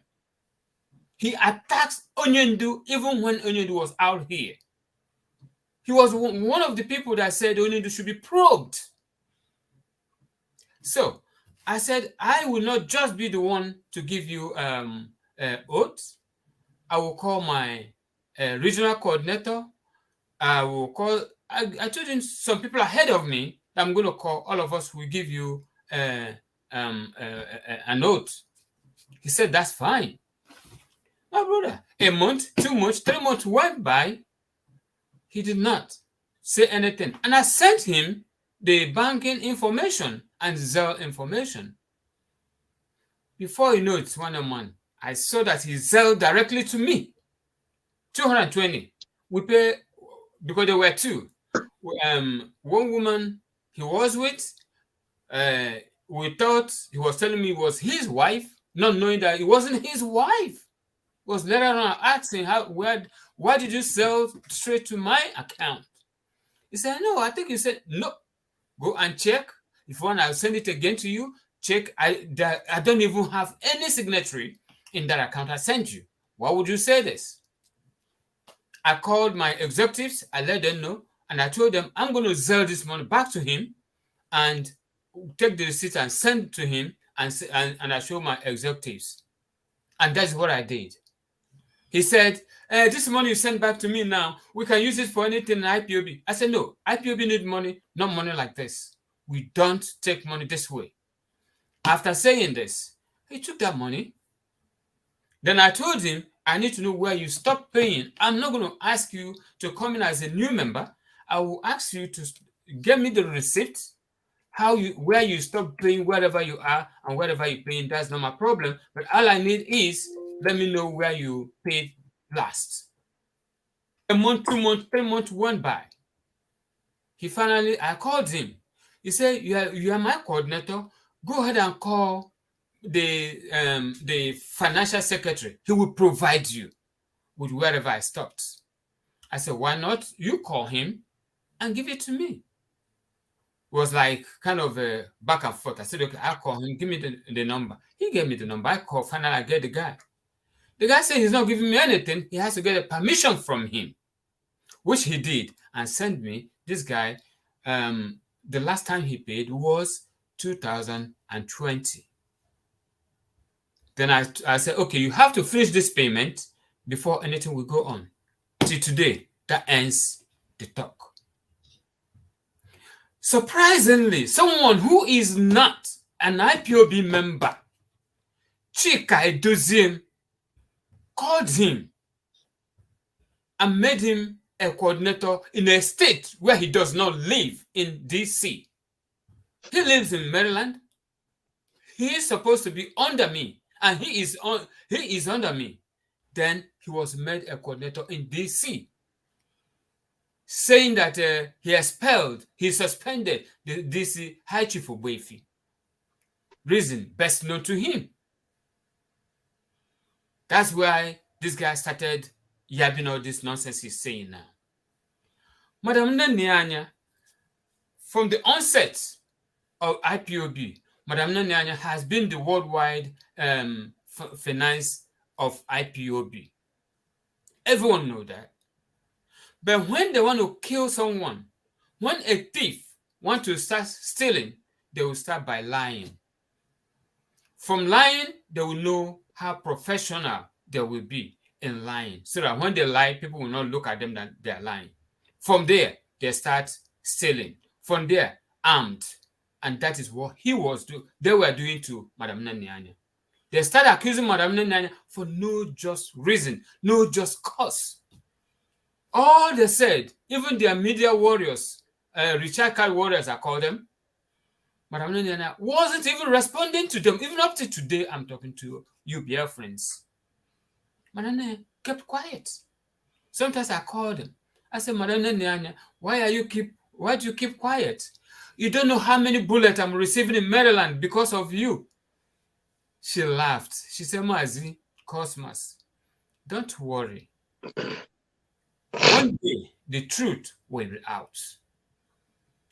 And having said all this guy that is saying all this is not, I just want Biafrans to know that Dr. Donald is not an IPOB member.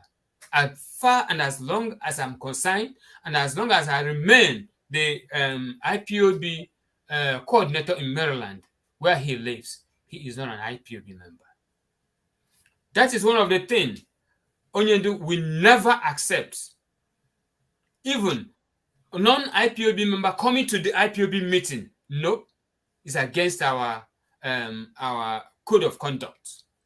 Not to talk about being a coordinator of IPOB members. So having said that, my good people,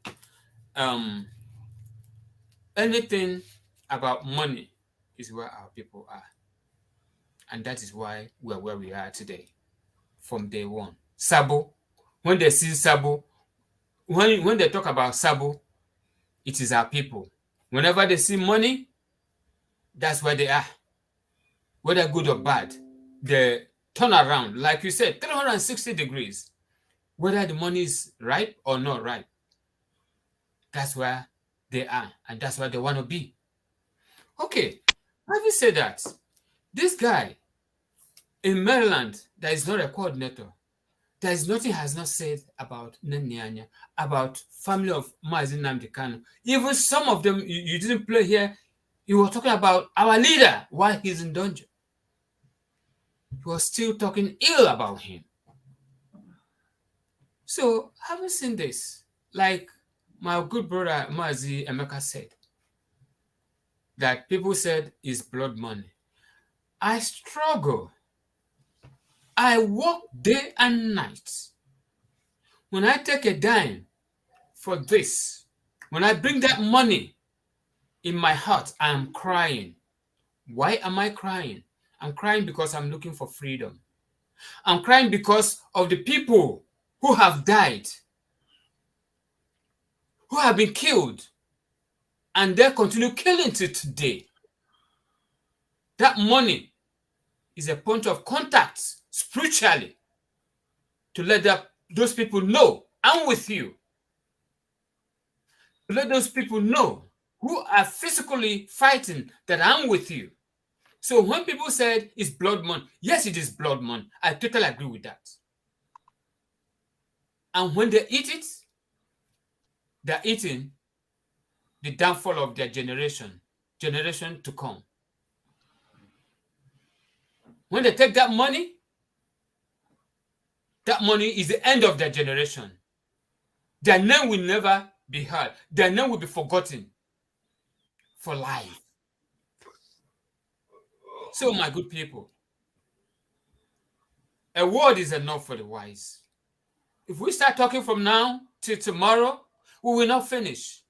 But these people that call themselves recharge card warriors, all they need is for them to sell them $50 and tell them what to say, and they will say it. My good people, we all that are here right now, here in the studio, as I come in, I don't even know what we're going to talk. When you bring anything up here, we discuss on it. Who has time to sell you money, to sell me money, to tell me what I'm going to talk against our own fellow human being, against our own Biafrans? And that is why I'm saying, Chikedozen, wherever you are, your cup is full. Your cup is full. And the day of reckoning is fast approaching. And it's not going to be you alone. Your children, and your generation to come. We pay for this. Because we are crying. We are walking. We are denying ourselves our bills where we are. Because we want to go home. Sometimes we'll have a letter of eviction because we want to make sure we pay our dues. We want to make sure our men are taken care of. We want to make sure those people that were gone, they went DSS, army joint of them, they will go there and arrest them by 2 a.m. People that were sleeping. All you see is the bulldoze their house and arrest all of them and take them to wherever and kill the people that will kill. And you think it will be well with you when you eat this money? No, it will not. Mazi, let me leave it there. Thank you. Yeah. Ndewo, Mazi, Ndewo. Thank you so much, Mazi. To help Biafran to understand what you said, for those that they send money and tell them what to say, they may think that you are lying, that you don't know what you said. But let me help you out with this video. Let them know what you said is right. My name, Okunoka, now my name. You never know that I know a woman I am going to value. I got dog as a fool very soon. Somebody with a problem, pay as a media war get piano about it. I'm going to dog as everybody.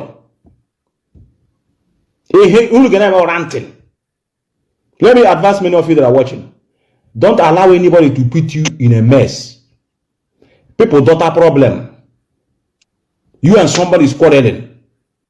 maybe we can send around $100 as on in America. About your platform on all that means sort everybody.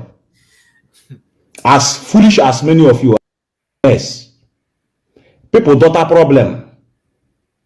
You and somebody is quarreling. Maybe we can send around $100 as on in America. About your platform on all that means sort everybody. As foolish as many of you are accepted. The genesis of this problem, many of you are going to hear about it on Sunday. I saw him today. My comrade, he was referring to Dr. Donald Azubike, you know, and the person that collected the $100 was that thing in South Africa, Chibuze Guatu. No? So that was who he was referring, because they are fighting themselves then. No?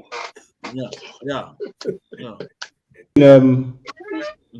Where they invited one high priest, the guy at Dr. Sacha. Before you know it, he will be insult as usual.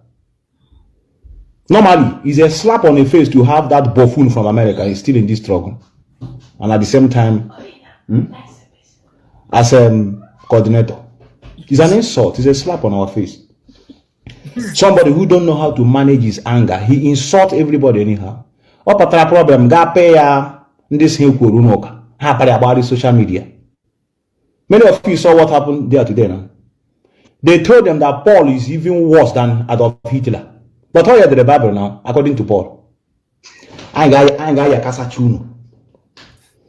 So that now when we are doing it with autopilot, now I'm in internal war. I got piakas at everybody. So that any doing in the church, you know, only here. Jesus is not God. I know many of you say it doesn't matter. It doesn't matter now. What matters is only what you believe.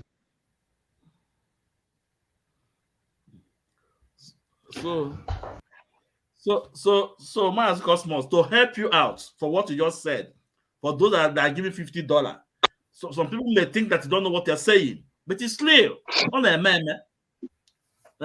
so that's why I just play this thing. I know we still have 2 topics to go, and these 2 topics I know is a very and only one guy critical. One guy.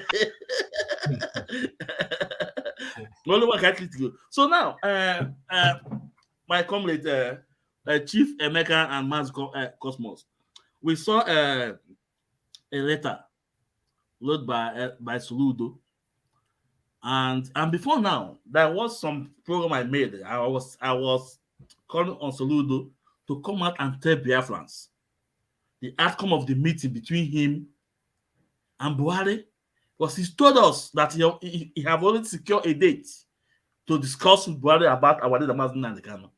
And out of a sudden, we didn't hear anything from him. So my previous program, I was calling on him. So I don't know if it's coincidence, and this letter came out. Came out, and he said that this letter was on last month.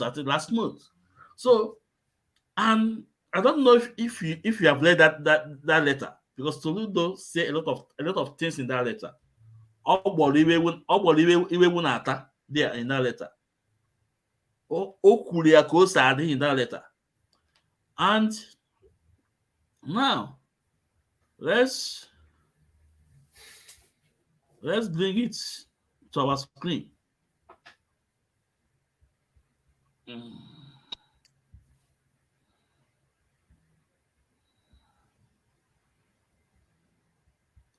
Hold on, sorry.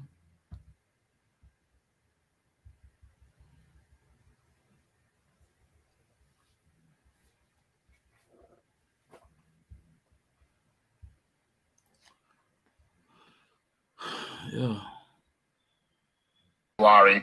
To release Nnamdi Kanu, the leader of the indigenous people of Biafra, who is being in detention for some time now. In an open letter, the governor addressed a letter to President Buhari and expressed these concerns over the continued detention of Nnamdi Kanu and called for his release. The governor emphasized the need for dialogue and reconciliation to address the root causes of the grievances experienced by groups like Ipob. The governor, Professor Chukwuma Soludo, is live with us virtually from Oka, the Anambra State capital. It's good to see you, Governor Soludo. Thanks so much indeed for joining us.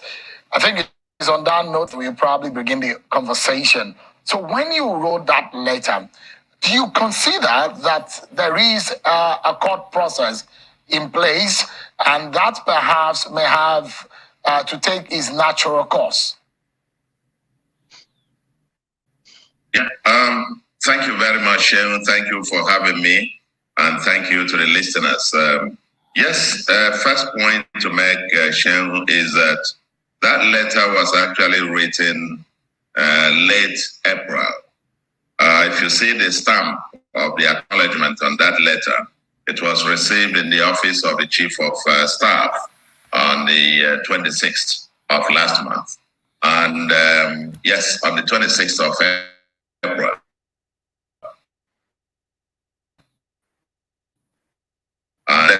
That is for a fact. So it wasn't written yesterday. It's about a month, exactly a month today, that letter was delivered to the office of the Chief of Staff. And what is the message? The message, first of all, is to thank the President and the federal government for the way that they have handled the insurgents, the Boko Haram issue in the Northeast, and also granting amnesty.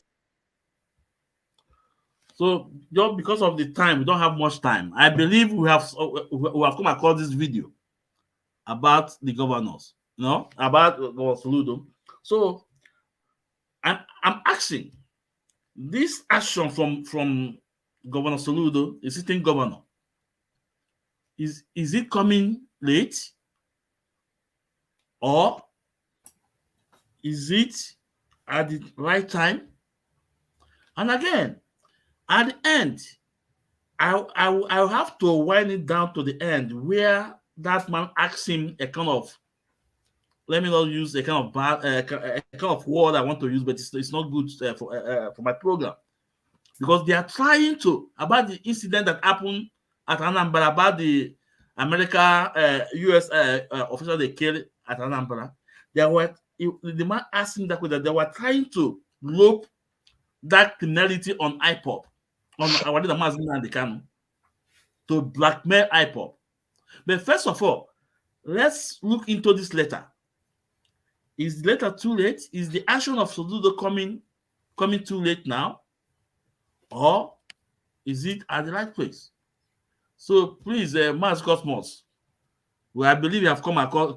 Do you want me to play the video at the end, or? We don't need to play the video to the end. And without wasting time, I will actually tell Biafrans this message is coming way too late. Way too late for him to react, since our leader has been held captive.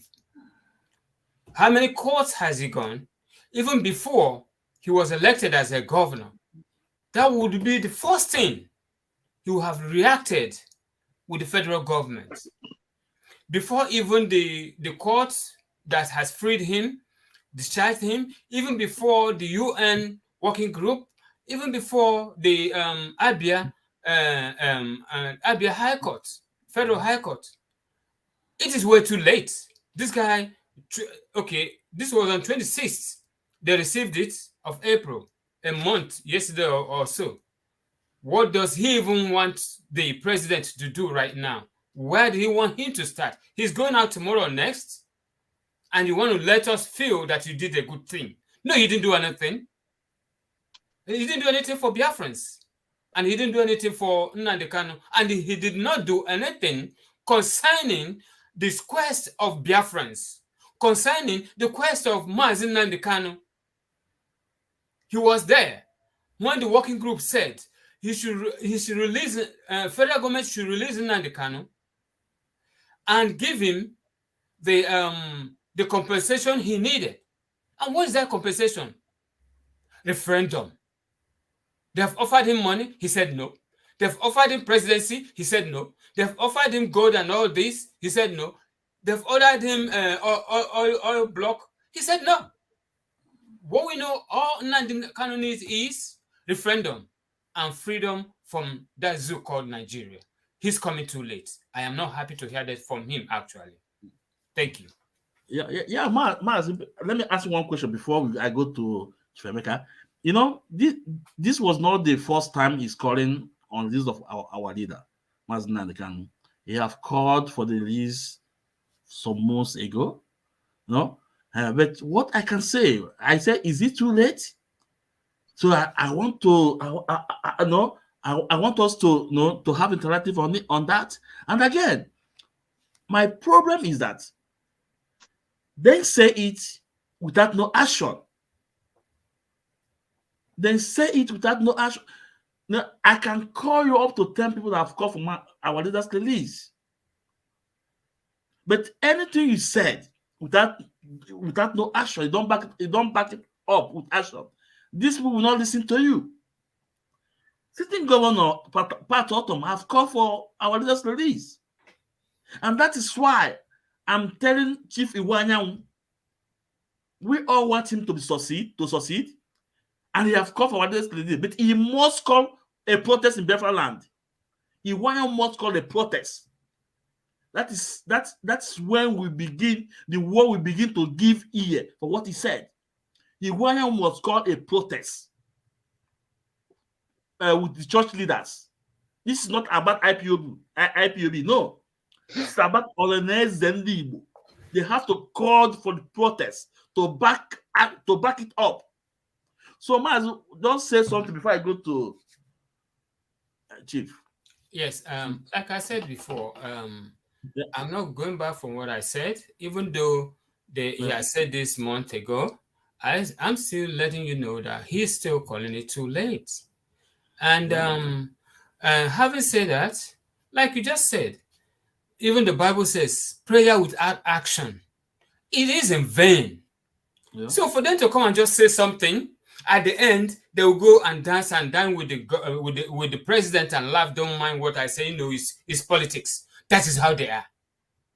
They will come out and say one thing or the other and go and check the president. I said, don't mind what I just said over there. It is politics.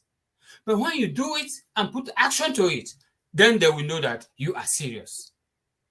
You cannot come and right now say anything you want to say. Okay, he is the new Oleneze Ndi Igbo.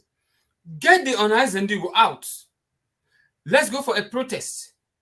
Are they not human beings? And they're not Biafrans? Yeah. Get the church members. Call for all of them. No, even if the church members, you are the Oleneze, you are leading Oleneze right now. Get them out. Let this man know that our leader has to be released. The world has been his witness and has discharged him. He needs to go. Why are they pretending? I call all this a pretense. They are pretending to say that, oh, they have said something. And so what? You say something, you keep quiet? You said something, you want to sleep? And how is it going to work? So that's my take. Thank you. Yeah. Killing in September of last year of Senator Ifeanyi Ubah's convoy, and some police officers also killed. At this, what is your own interest in seeking for Nnamdi Kanu's release? Our own interest is simple: peace and security. Long-term, medium to long-term sustainable peace and security and development of the Southeast. And you think that Nnamdi Kanu continue detention is linked to insecurity in the Southeast? For example, the attack on some of the staff and the killing a few days ago of some police officers attached to the U.S. Embassy staff in your state. There was also a similar kind of killing in September of last year of Senator Ifeanyi Ubah's convoy, and some police officers also killed. Are this kind of criminality or this kind of incident linked to the activities or the kind of situation you are pleading for? Well, that's part of it, Sheung, and so, Chief Emeka, I hope you have got the part I played now. So I want, Yes.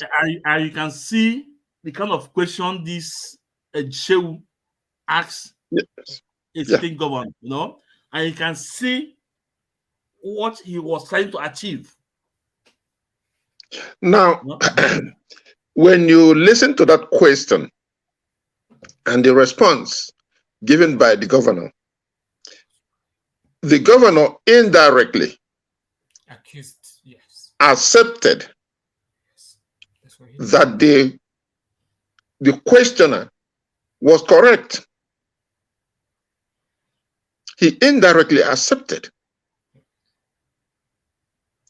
But the crux of the matter is this. These individuals have sold their souls and have no bargaining chips. In politics, you don't beg, you negotiate from strength. They have no strength, they have no bargaining chips, and they have no direction. So I don't know what Saludo was trying to accomplish. He made them a show of himself to attract the acceptance of the Anambra people. When he went to DSS dungeon to visit with Onyendu, that was a show. And this time around, how can you, governor of a state,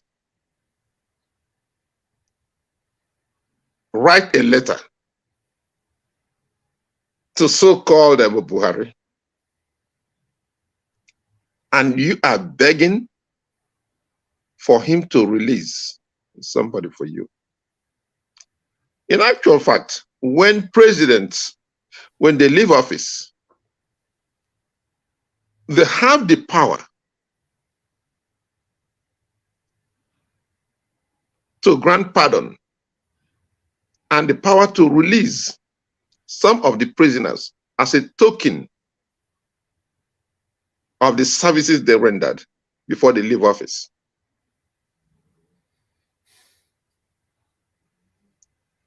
Onyendu will be released, but not from all these shows they're putting up. The power and authority that's holding Onyendu in detention is the British and the American cohorts. When they make up their mind, because they are throwing chips at him, they are negotiating one way or the other. They are trying. Look, the British, they are masters of the game, masters of diplomacy. The people you see dancing around and playing this game they're playing, they play in the theater of those who acknowledge them, to give them the impression that I tried. I wanted to do this, I wanted to do this, knowing that he has no power. He has no bargaining chips. He knows what is at stake. Soludo is an economist. He understands the economy of that country, of that nation. He knows what has been going on. And he knows where the real power lies. So all these gimmicks of writing letter to the president and all this, they are still playing childish games. Can Soludo explain to the people who understand what he's doing why they have to go to Chatham House in London?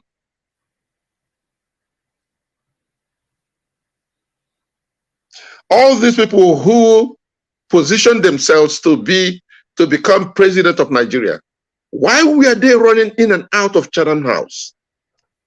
And what is Chatham House? What is the significance of Chatham House?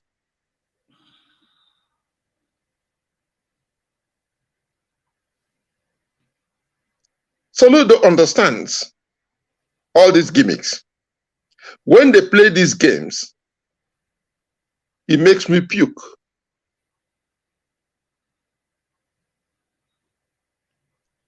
They address these issues like they're trying to impress me or impress IPOB members. They are fooling themselves. They are fooling themselves. Buhari and his people. I wonder if Buhari read that letter, the so-called letter. I wonder if he did. That man takes instruction. They tell him what to do.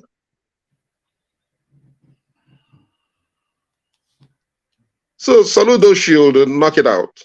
He should knock it off and stop playing that game.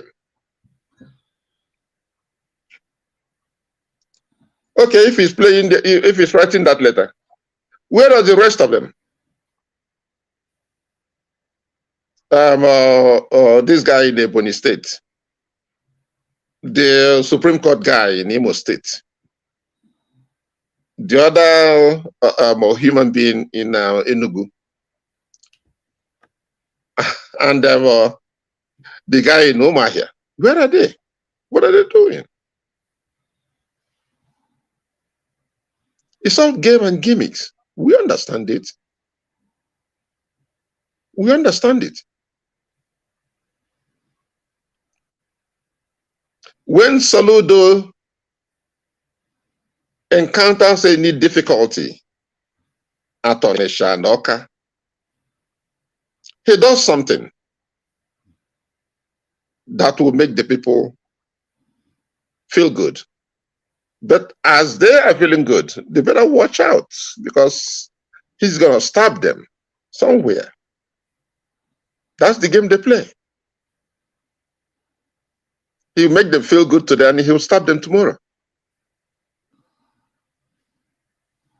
And the general knowledge is, after all, he has written a letter to the president to release Mazen Nnamdi Kanu.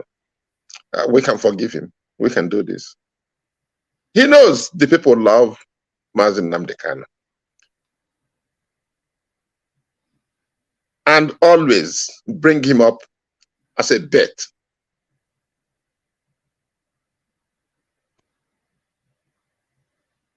So they should knock off that nonsense. Thank you. Yeah, Ndewo Mazi. Yeah, Mazi. For a couple days ago, I was discussing with my good friend from Austria, and we are talking. I was telling him that Chief Emmanuel Iwanya will need to organize a protest. And this guy I'm talking with is my very good friend. He agreed with me, but he said the first thing Iwanya should do is to unite all the people, is to unite Igbos before moving to that to that direction about protest. Because he may call a protest that will be a sabo somewhere that he have to unite all the. I told him there's no need to unite. He have to call a protest and consult with church leaders and everything. So this issue, I just want to bring it out to get some idea, let us have an intensive session on it on a limited time. So we move to a very, very important topic we have to talk now. So should Iwanya unite the people before calling for the protest of our leader, or should he call a protest now? Yeah. Let me say this.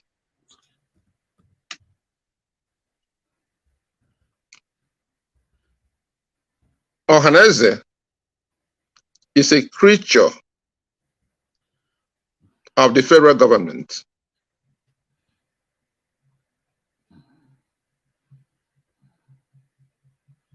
Even though they may not accept it, we saw the role the federal government played in electing Obiozo, the deceased leader. Yeah, the late Obiozo, yeah. Exactly. You saw the role. Even before Obiozo was pronounced the President General of Ohaneze, the Caliphate was already parading that name. So we know that as we speak now, there's another faction of Ohaneze. And you see him thumbing his nose and sticking his nose in different places. And that is about the creature they call Isi Guzo or what? Okay, Isi Guzo. Okay, yeah. So when you look at that, what is going on there?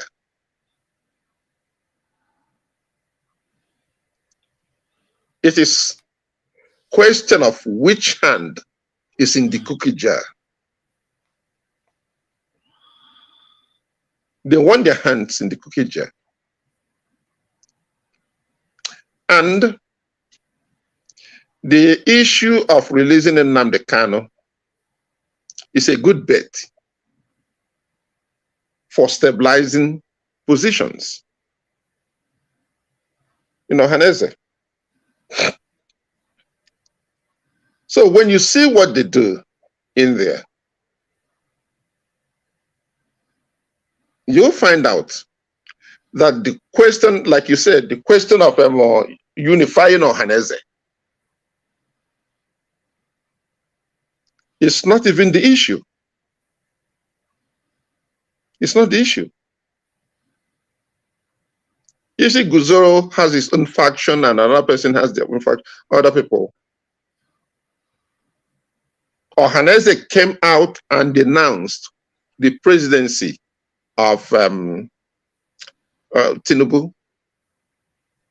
Isi Guzo saw that as opportunity to jump at the forefront and say, we receive him, we accept him, and we are going to be at his coronation. We are going to do this. We are going to do this. So when you look at the whole game they play, you find out it is the same creature of the same master playing the same game. And even though they have handouts coming from them, from the federal government, but the state governments, the last time I checked, I was meant to understand that they're being funded by the states. So it will depend what each governor wants them to do or feel that will happen within the organization. To an extent, they'll try to look at consensus for the men Ohaneze to carry out a project or carry out a plan. Because at the same time, the federal government have the bulk of the decision to make for them to function properly. So calling for demonstration, I think that's a far-fetched idea. That even if they say it, it will not happen. It will not happen. We saw what happened in the so-called IPOB rally that took place. So I do not think that Ohaneze will head towards that direction to do anything like that. Thank you. Yeah. Ndewo, Mazi, Ndewo. Mazi Cosmos, do you have anything to contribute on that issue before we move to our very crucial topic tonight, the last one, our last topic? Yes. So when things get so hard is when it comes to the Biafrans or eastern part of the country. When the hearing was going on in the court, our kings, our elders was there. They left them outside. They didn't allow them to come into the court. But let any of their king from north come, they will clear road with army and soldiers and all that to go and give them the best of the best seat. You will see our kings going to protest. I mean, going to lie them to greet them. But when it comes to us, we are nothing. We are nobody. We kill ourselves. We backstab ourselves. We go to them and tell them, this is this person, this is that person. How are they going to take us serious? How will they take Biafrans serious when the Biafrans are saboteurs themselves? Because they see one peanut money given to them? If not, whatever what is his name? Chief Iwanyan said, as Ohaneze Ndigbo, the presidency should have taken note of it without looking back. It doesn't matter who is at his back or not, but whereby it doesn't hold water in the ear and eye of the president. And that is why everybody is jumping up and down. It would be great if he called for a protest. Whether all of them come or not, even if it's 2 or 3 of them that come out and Maz, it seems you are sleepy. So that comes out and condemn and say we need the release of our son. They don't have to be 100 of them to come out.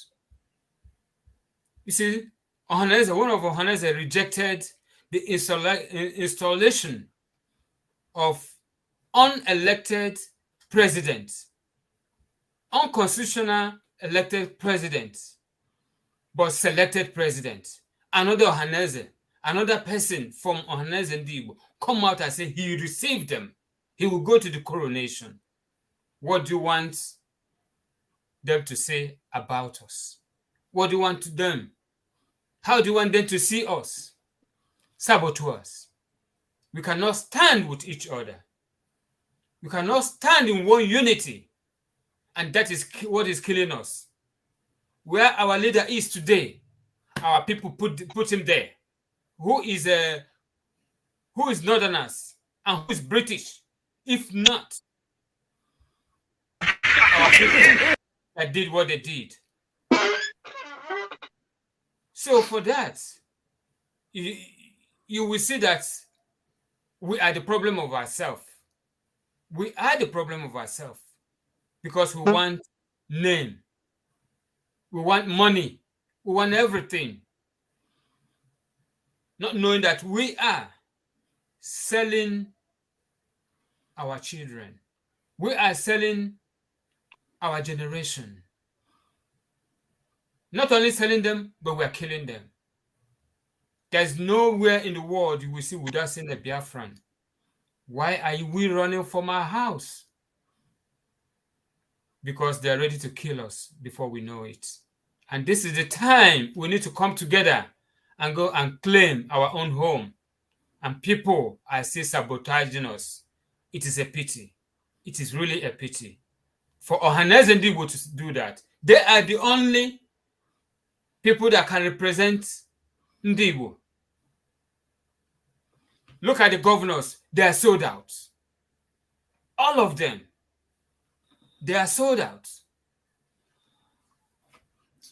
Mazi, thank you. Let's continue. Ndewo, Maz, Ndewo. Let's quickly play this video clip. Is this not your president-elect? Your vice president-elect, what you call it? Stima, with bandits.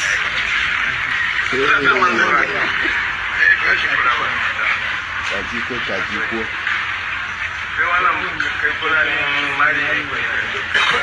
Hey, my brother, Shetima. What's the name? Bandit everywhere. This man can never be our vice president. Nigerian youth, wake up. Wake up.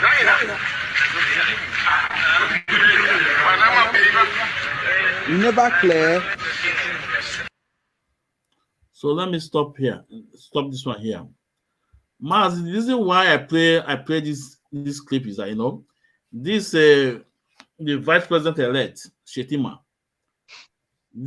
visiting a bandit, a terrorist, his own brother. He did not call police to arrest them. He did not call soldiers to kill them, but he embraced them. He embraced them. On a cause,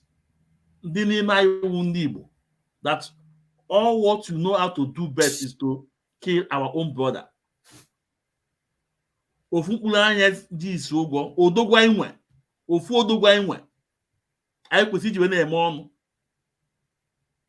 at how they sold him out. They look at Shetima, vice president elected, going to, you know, embrace a terrorist.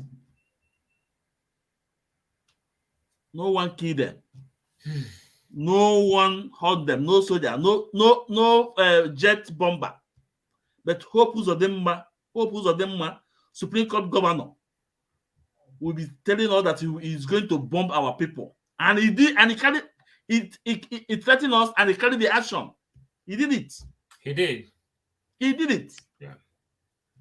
Dave Umaye is there. They created a bag, clean our people there. So I just played this clip. It just it's heartbroken if we see what's happening to we Igbos. So, Mas Chief Emeka, please, if you want to say something on this, we can use 30 seconds for this one. So, can I get our next topic? No, Mazi, yeah, that video you played is the reality of the issue in Nigeria. Yeah.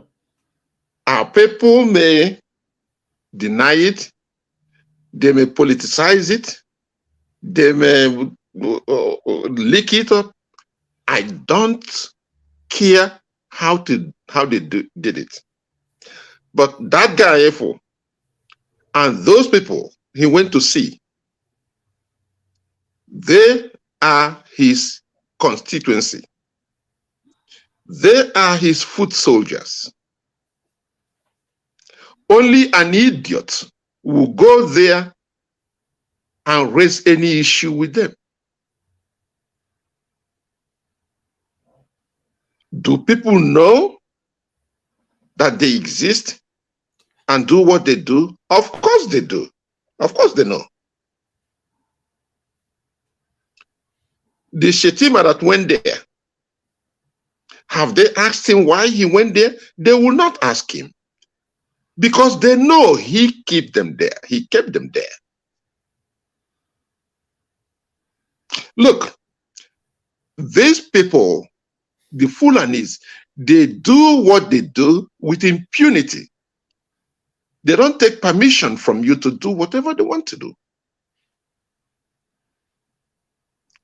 We may sugarcoat it.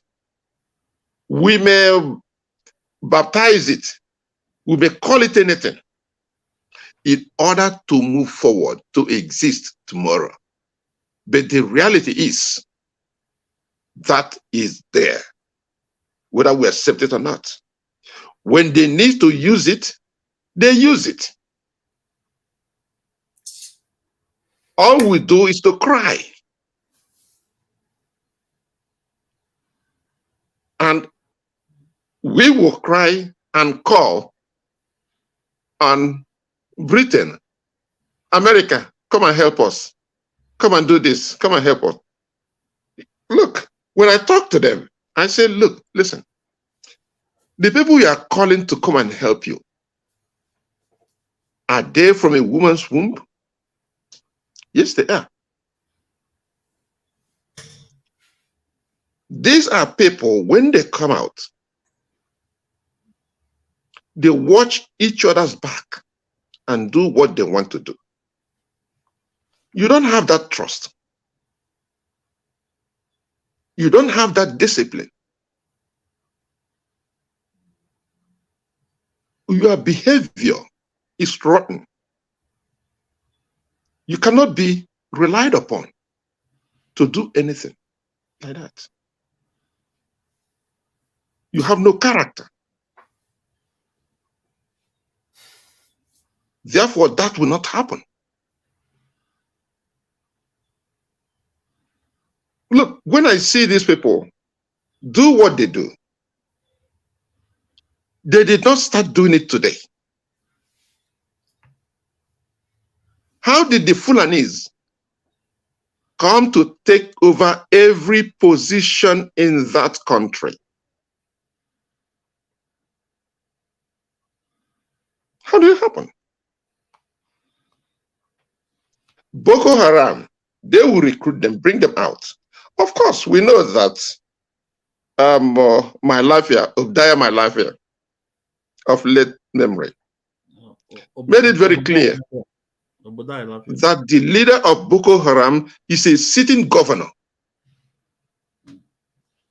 Who cared to find out? Who cared to know?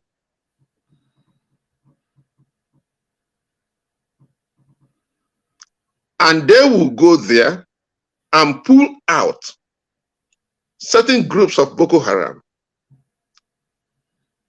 and give them the type of training they want to give them, because they're not going to any war. They are going to unarmed civilians, women and children. That's where they're sending them. That is why they will be able to do whatever they want to do with them in 6 months or 3 months or 4 months, and give them uniform and transport them down to Biafra land. Whenever they want them to carry out any operation anywhere, they send them there.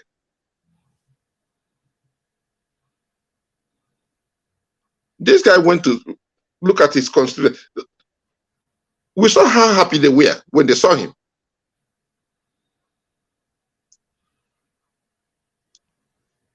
What he did is what most Southern politicians should be doing from time to time. Go back to their constituency and find out how they're doing, what they need. We see that happen all the time here in the United States. Senators, members of the Congress, they come back to their constituencies and have one town hall meeting with them. Move around, talk to them, know what is going on. That's exactly what he did.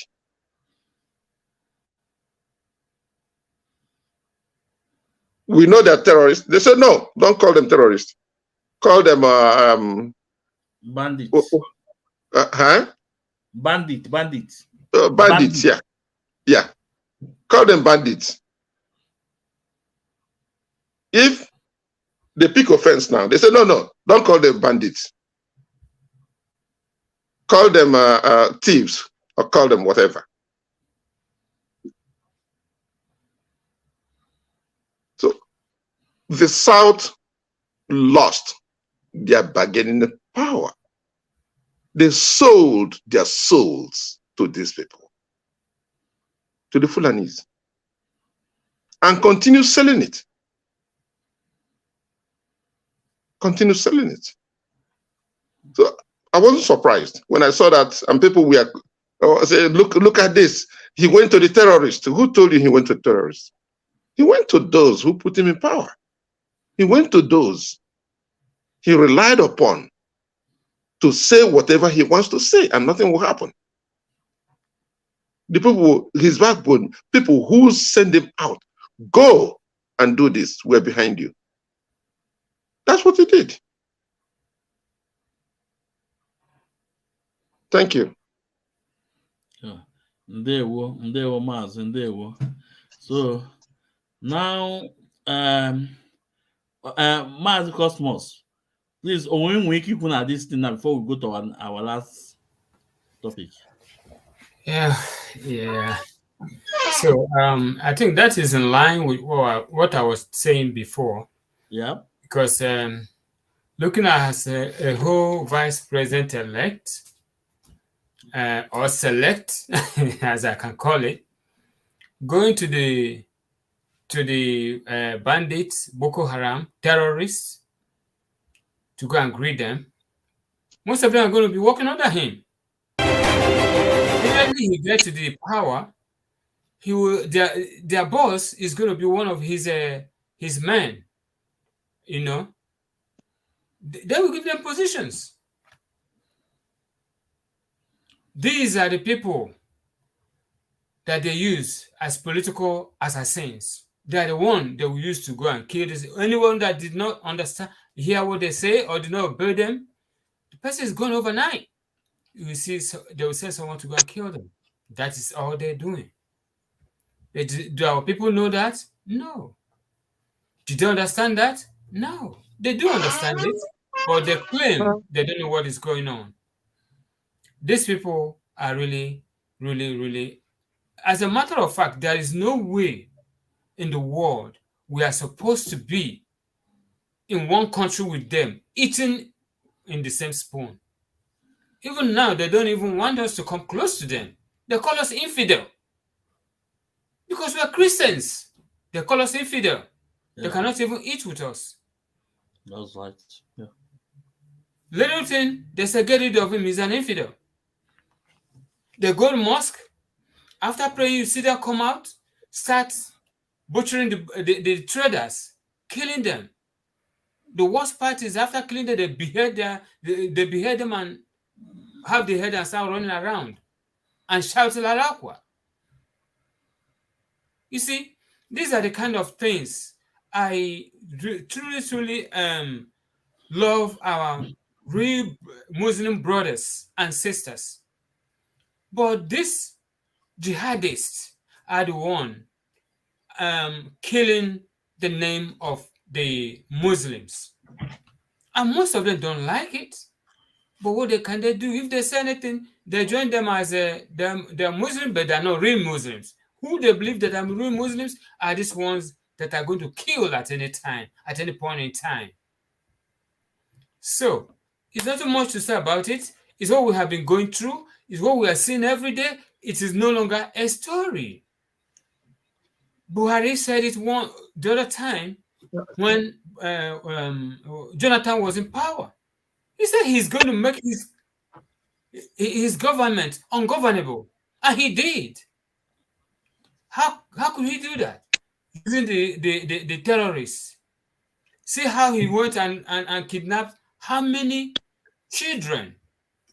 Because Jonathan was the president, and he used it to campaign that when he win, he will get all of them out.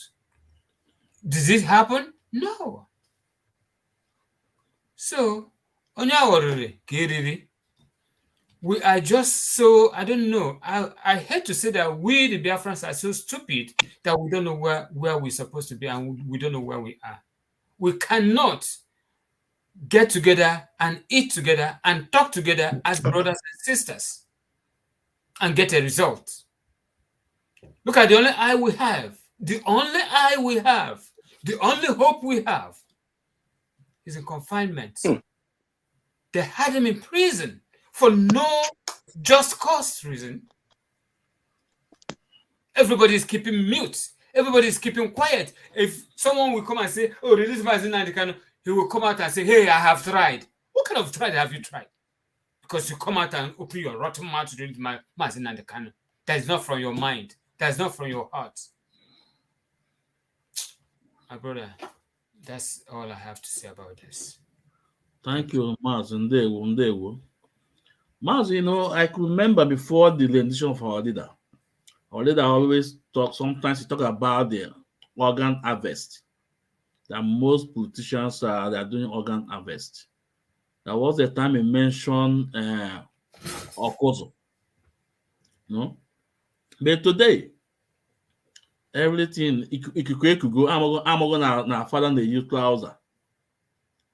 Ikikwe could go, Afugo Iko Kanya. Today, the evidence is on the media.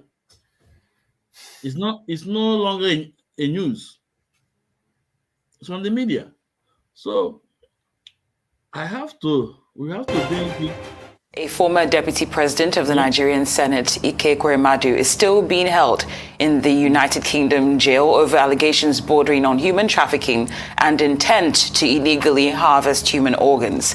His case has reignited and sustained the conversation on the legality or otherwise of organ harvest in Nigeria.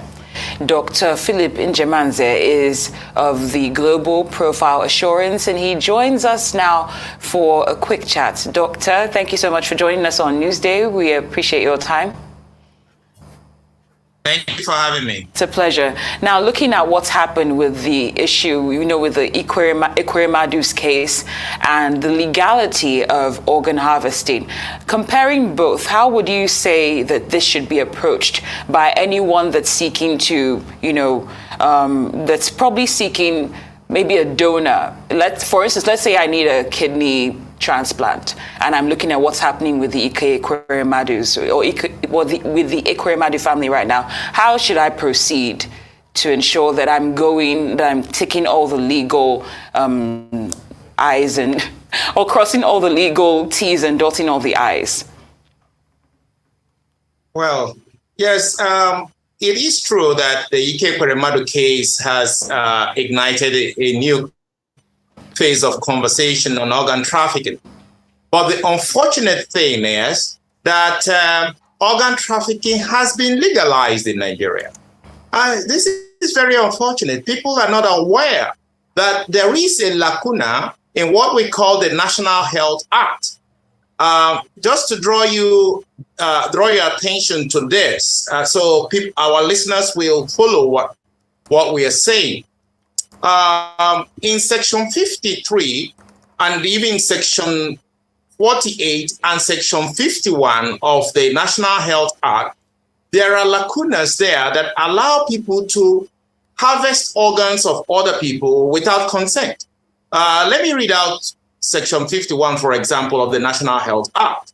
It says, a person shall not remove tissue from a living person for transplantation in another living person, or carry out the transplantation of such tissue except in a hospital authorized for that purpose and on the written authority of the medical practitioner in charge of clinical services in that hospital, or any other medical practitioner authorized by him or her. In the case where there is no medical practitioner in charge of clinical services at that hospital, a medical practitioner authorized thereto by the person in charge of the hospital. Now, I read all this. Did you hear the donor?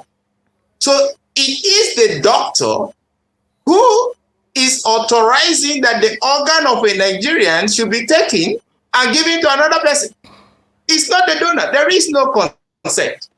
And we raised this concern as Catholic doctors at the Senate hearing, public hearing. And we pointed out that this lacuna will allow organ trafficking.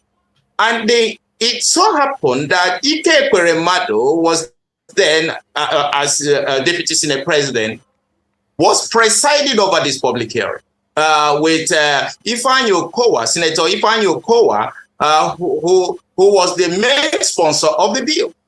And I remember that Ifeanyi Okowa pointed to me that there is section 48 of the law makes it mandatory that you must seek consent. I said, okay, let's read section 48 of the National Health Act. Subject to the provision of section 53, a person shall not remove tissue, blood, or blood product from the body of another living person for any purpose except with the informed consent of the person from whom the tissue, blood, or blood product is removed, granted in prescribed manner, that the consent clause may be waived for medical investigations and treatment in emergency cases. Now, in other words, if you come in an emergency, nobody needs to ask you for anything. You can be taken to the operation table and your organs removed. So this video is on the media. It's not new, but I just want to play it so we can carry people along. And I want to play where he said that Senator Governor Ifeanyi Okowa was the main man that sponsored this bill. So I think we have to do justice to this issue, because this is what brings insecurity in our land. This is what brings insecurity in our land. And the same Governor Ifeanyi Okowa, we don't have all the time. I can play a video. I think very close to Asaba or after Asaba. A community is crying that there is a forest that every day human being must be killed there and butchered. And they are trying to blame it on IPOB. All those Nigerian, all those Gota media warrior. So with this man, with this flip, Njakanze, revolution, have revealed a whole lot of things. That what is causing insecurity in Southeast? What's causing insecurity in Imo State? We had the news the other time that there was a pit, a hole,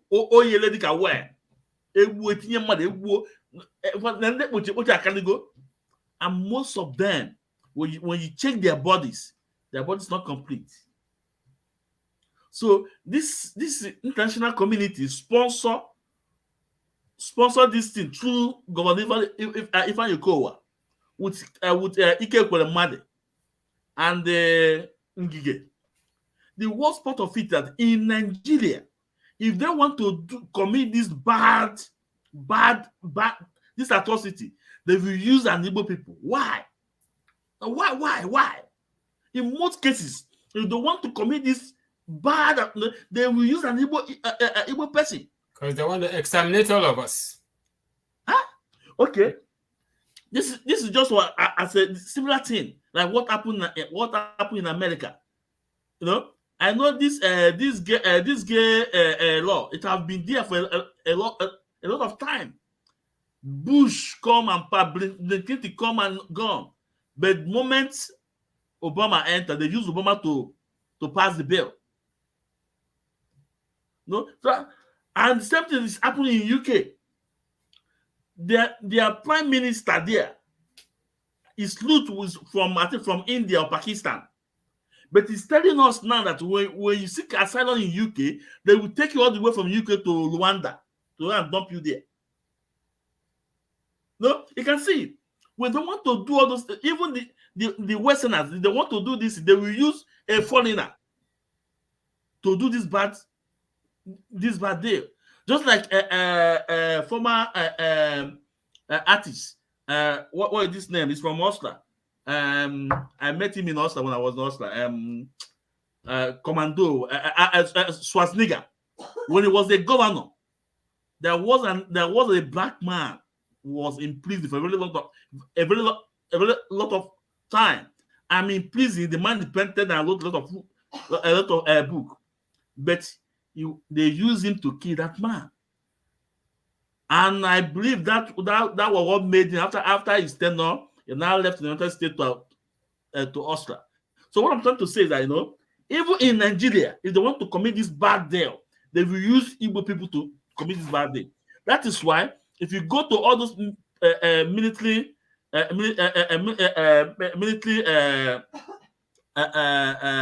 I say, in police, army station, DSS, police, their PLO is an Igbo man. Go and check. Their spokesperson there is an Igbo man.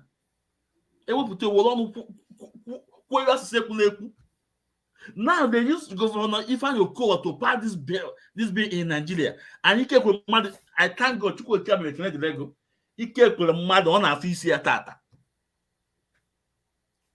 so let me throw it up because Chief Emeka, please. Thanks for this thing. This is what is causing this security in Biafra land. And remember Okusu SARS, how they are killing people there. And before you go, please just hold on. I want to play.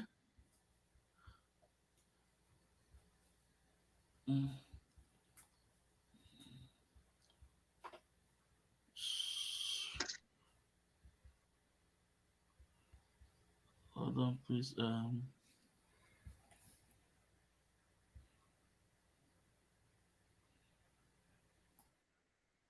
Have reduced themselves too. Jesus Christ, what think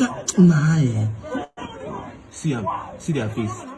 See what they do. I must see them. See Nigerian police. This video will go viral, I swear. See what the police they do for we. This video will go. See, these guys don't do anything. They don't do anything. They see Nigerian police. They see Nigerian police. I'll be there and saying, but I don't see them like this now. I don't see them. Which kind of country did this? This boy said he knows them. Which kind of country did this? Which kind of country? Almost here saying they got them with cutlass. Which kind of nonsense be this, man? See what the police they do. See what the police they do. See what the police they do. Inside person compound. See what the police they do.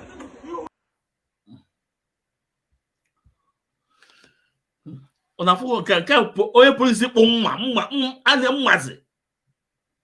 is what we're talking about. What this man has revealed.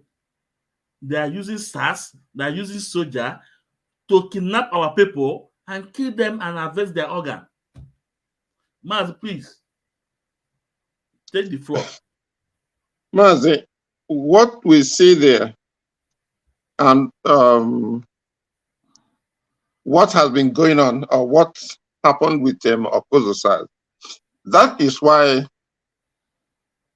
they look at it as legal operation.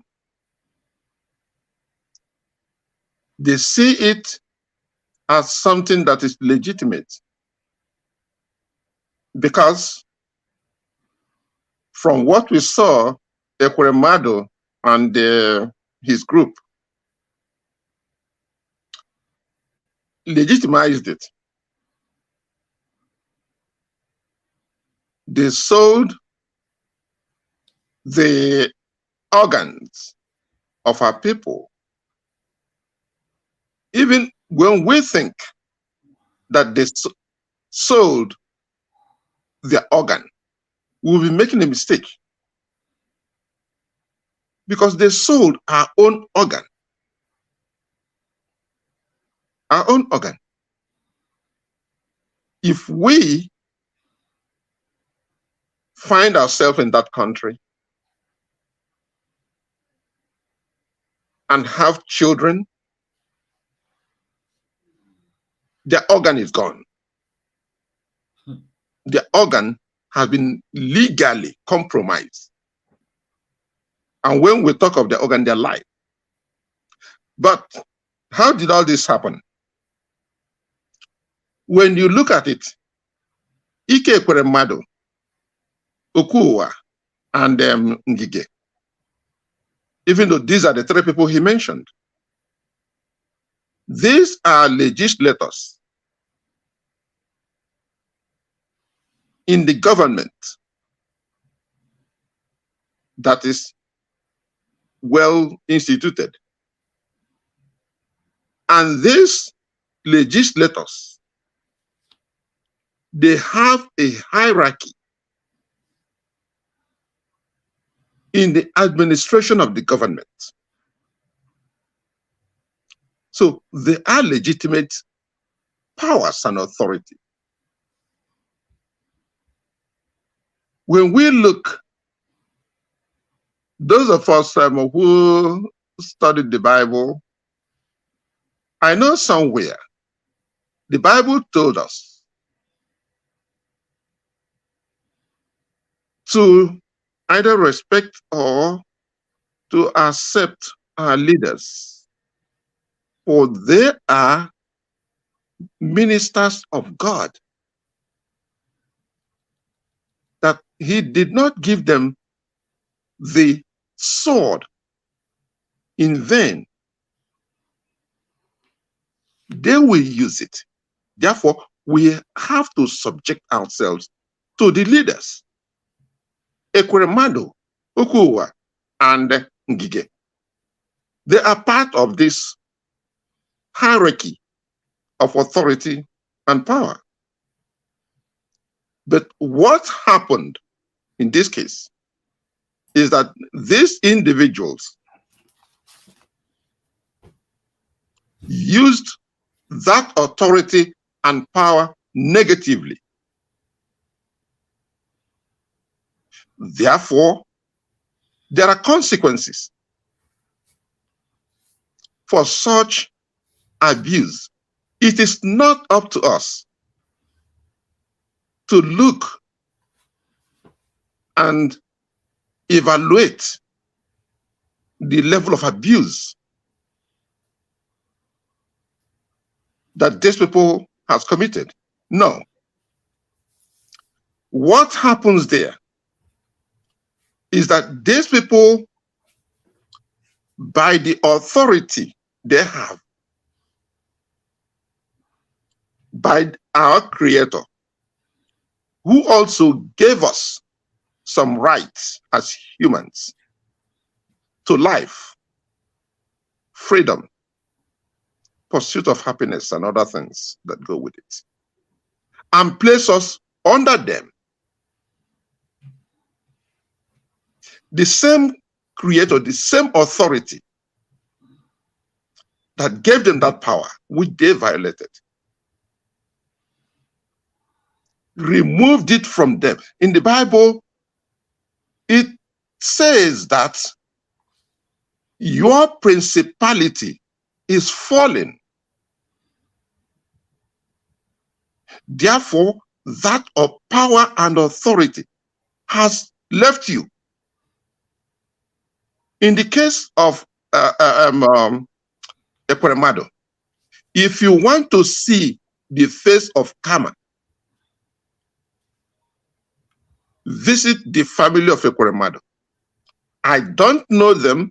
I don't know what has befallen them. I don't know the extent of what has happened. But I know that a deck of cards that he has built up has collapsed in a cascade. It's like a domino effect, moving around. In line of that thought, the family and the relatives of Ekweremadu, I'm dealing with Ekweremadu first, the rest of them, this same thing will visit them in a different way. But for Ekweremadu, the innocent among his people cannot escape this because their spirit is not pure. The purity of their soul is what will save them. That's those who are pure in heart within his family, not the ignorant, not like our people who put it, the innocent. No, you may be innocent, but you support some of his activities, even though it may not benefit you. You support his activities. What comes to mind in light of this is during the time the children of Israel were entering the promised land, I think, I don't know if his name is Achan or somebody, or maybe I misplaced the area, but I know that this took place. This individual removed what he was not supposed to remove. He took it away when it was supposed to be destroyed.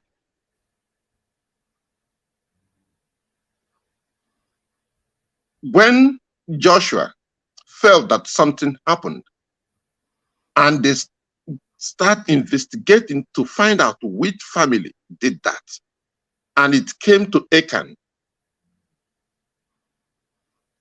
the same Bible said that the earth opened up and swallowed the household of Achan, and not Achan himself. His household. So what happened, or what is happening to Ekweremadu?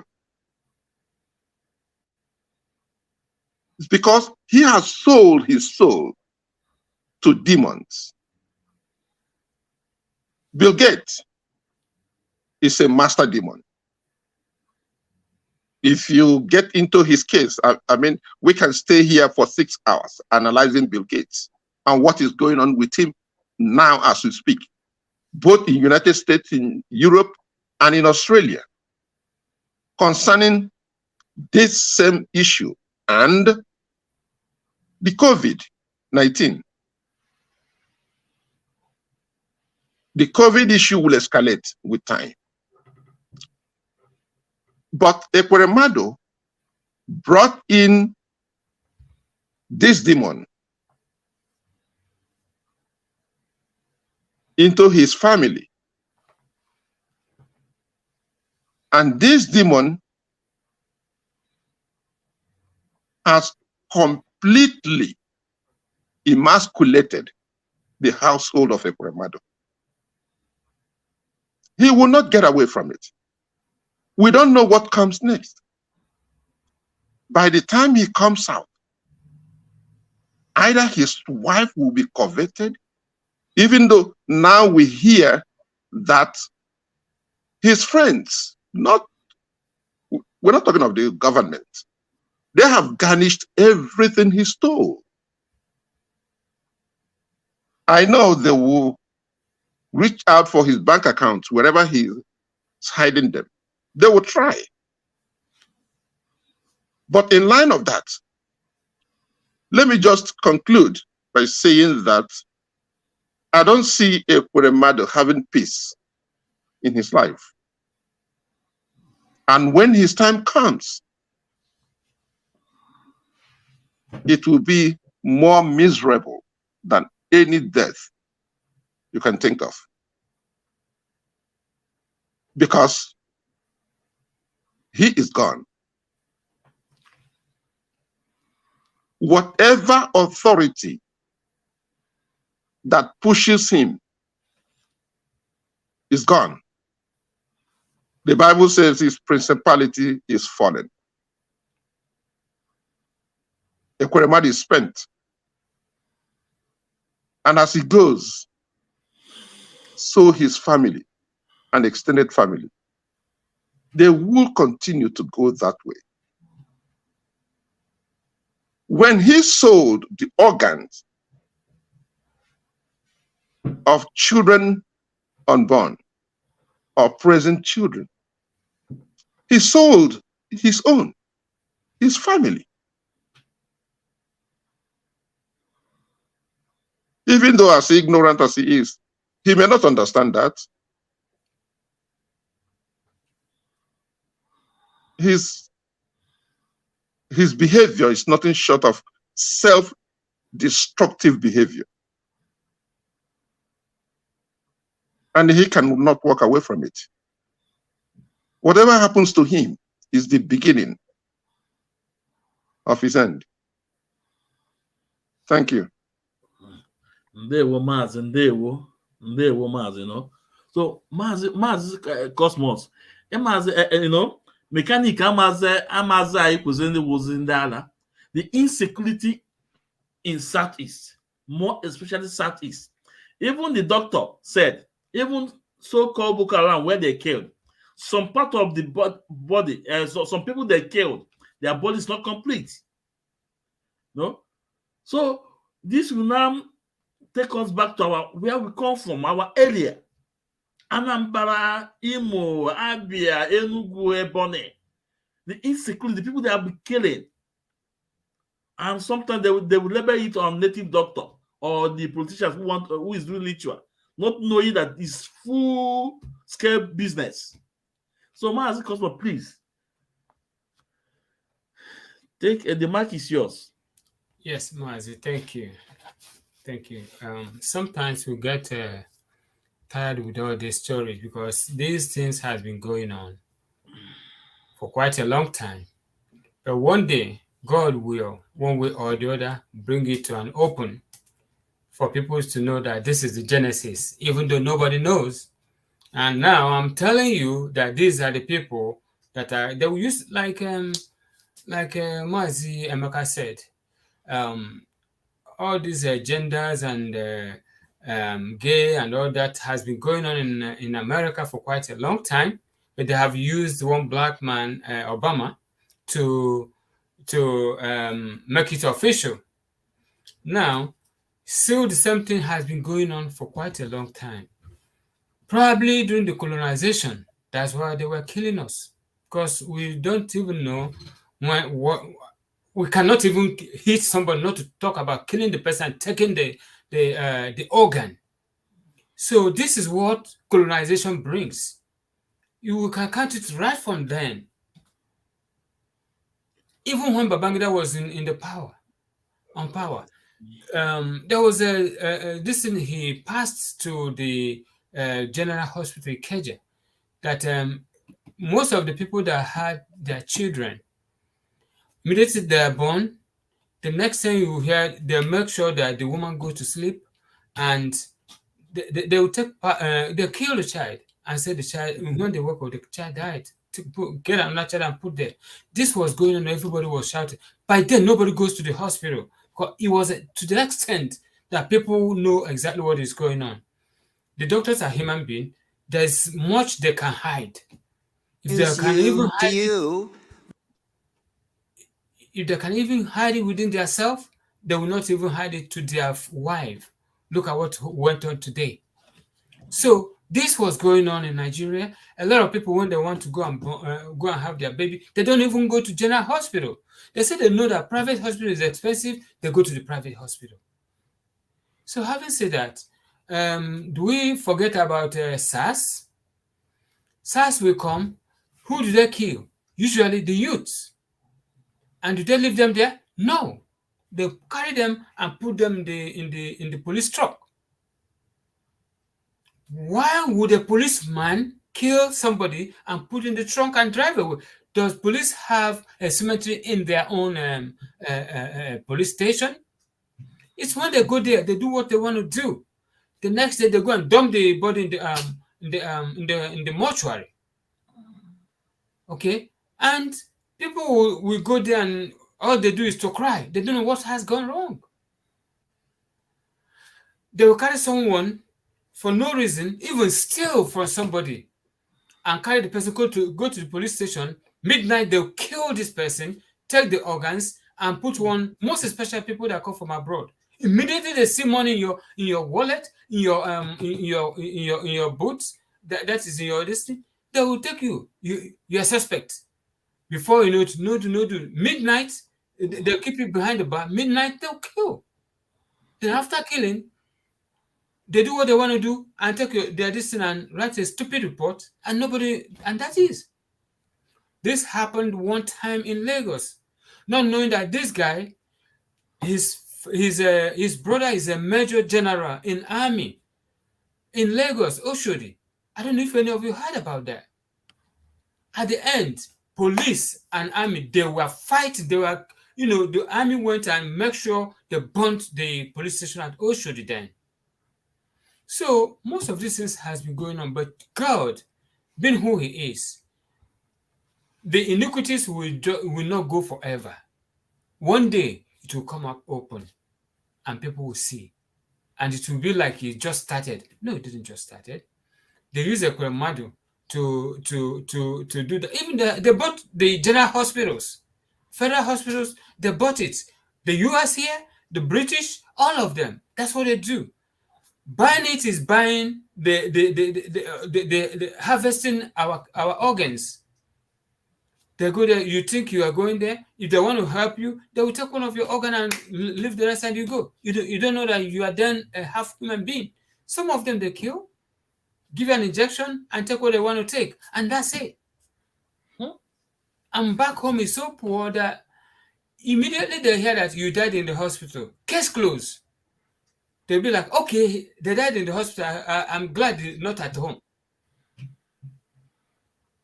Because they believe whoever died in the hospital have the death is being certified. Not knowing that doctors can kill with impunity. Not knowing that somebody can hire a doctor, pay the money to kill someone, to give wrong medication. No insurance over there, nothing. So how would people know the cause of the death of their loved ones? All they know that, oh, she was given birth, she died in the hospital. That's it. Case closed. But let it be in this Western world. Little thing, even they will do the autopsy, make sure what went wrong. Not just the autopsy, went through the medications and everything they were given to the person, and what was the actual reason. Before you give anybody a medicine, you tell them what it is. Even if it's water, you tell them it's water. But back home, who are you? Who born you to ask a doctor what kind of medicine are you giving me? What is the name? They will even slap you. You want to teach me my job? That's all you hear. No, knowing that they have been paid for what they want to do. So I hope, and I'm praying so hard that Mazinan being released so that by the special grace of God, referendum will be ours and we take care of our own self. We know it's not going to be the best, but our constitution will have everybody in check. Yeah. Right there, now in Nigeria, there is no constitution. There is no courts. We all can see what is going on. What ties America together? Constitution. What ties what is it called? UK, British. What ties them together? It's constitution. The evil they do, they have it in their constitution, and that is why everybody is quiet over there, because they have used their constitution to tie them together, so that they will get anything that is in Africa they want to get, and whatever they do, they will keep quiet. So this is not new. This is not new to people. This is not new to all of us. We know how they kill people. Look at the one you just showed now. How they were mishandling that guy. Using a cutlass. Hitting this guy. In the daylight, broad daylight. What do you think? What would they do to him when they get to the police station?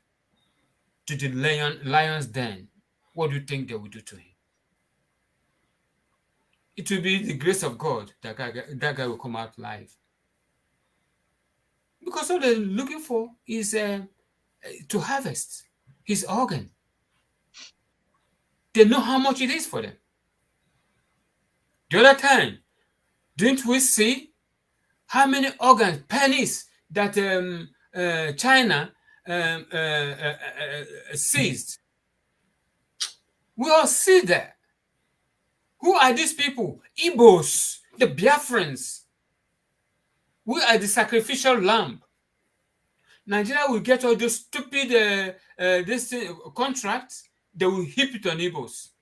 They cannot even heap it on their mad person. Their crazy person. They cannot kill one. But they will come to our own land. Their chief of police, Hausa, Fulani. They are everything in Biafra land, Hausa, Fulani. When they are command, who are you to say no? So immediately this is done, they carry out what they want to do.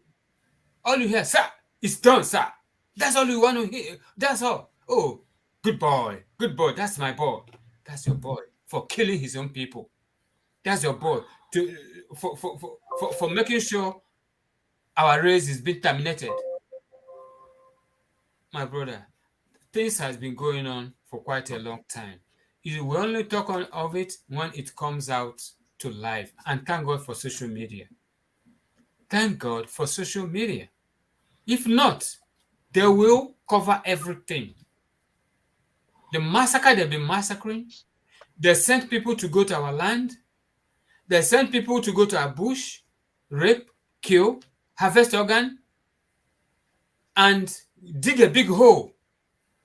Have you seen how they cut people's neck and take whatever they want to take and push them to that pit? Like we were saying, the pit, they always build in a desert. Kidnapping, they're kidnapping. Even after kidnapping and getting the ransom, what do? They kill and go their way. So, my brother, the evil that is happening in Biafra land, it is only God, the Almighty, that is going to set us free. The Almighty that is going to get Mazi Nnamdi Kanu out of there, so that we will breathe in and breathe out at least. We will take cup and drink water and put it down at least. But right now, we are at the mercy of God.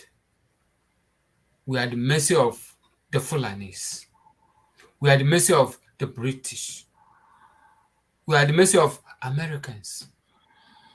All this that is happening in Biafra land, in Nigeria, none will happen in America here. None. But America called themselves police of the world. And they are saying this. And I understand that Biden already has sent out people for the coronation, for the inauguration of the Tinubu, which they're convicted as a drug baron. Would that happen here? No, never. He cannot even get a job here, not to talk about leading a nation.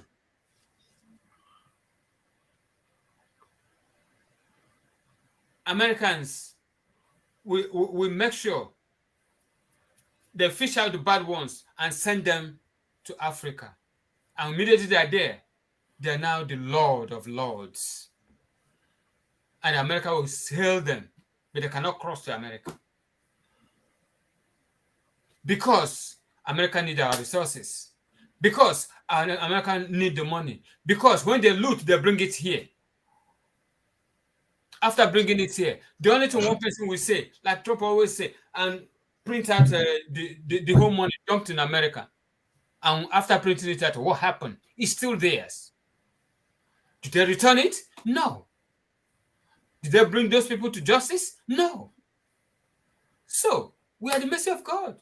If you and me, if you people looking at me right now, if we can stand up and fight for our freedom and forget what you eat today and die tomorrow, Fight for what you eat today and eat forever. That is freedom for you and me and all of us and all Africans. It's not just Biafra alone. Africa as a whole. They are using us as their slave. They are using us to get what we have in our own land, our God's given mineral resources for our people. Now we are outside begging, like who has no home, like who has no place, like who just fall from nowhere. My people, the politicians, your time is coming. The politicians, your time is coming. God is there watching. Don't think that God is stupid.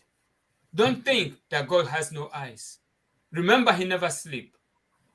Remember, he's always awake. But he's a patient God. But the day he will be angry, his anger will descend on all of you. All of you that think that you own the world, that you can step on every masses, you can step on every citizen of your country. Mazi, thank you. Ndewo Mazi, no? On this note, I will begin to wind down. But before I do that, I have a video I want to play, and this is not part of the topic, the discussion, but it's just a message to our fathers, our parents in America. And I know you guys are fathers too, so I think it's high time we begin to lecture or to tell our children where they come from. Because this young Igbo man that I saw on media, I heard he came out as one of the intelligent in the university. And he pronounced that he's a Nigerian. After he said, I'm an Igbo. If you have abandoned that name, Nigeria, say, I am an Igbo, you have gone a long way. I also use that medium to educate the Westerners there, the white people there. When he said that he's a Nigerian, they will say, oh, look at, we created you. No? Those that know much about Nigeria say, oh, nigger area. No, yeah, that was Lord Lugard and Flower Shaw created that name, Nigeria. So let me bring it up because it's a very good. The valedictorian for 2023, Obiama Ugorji.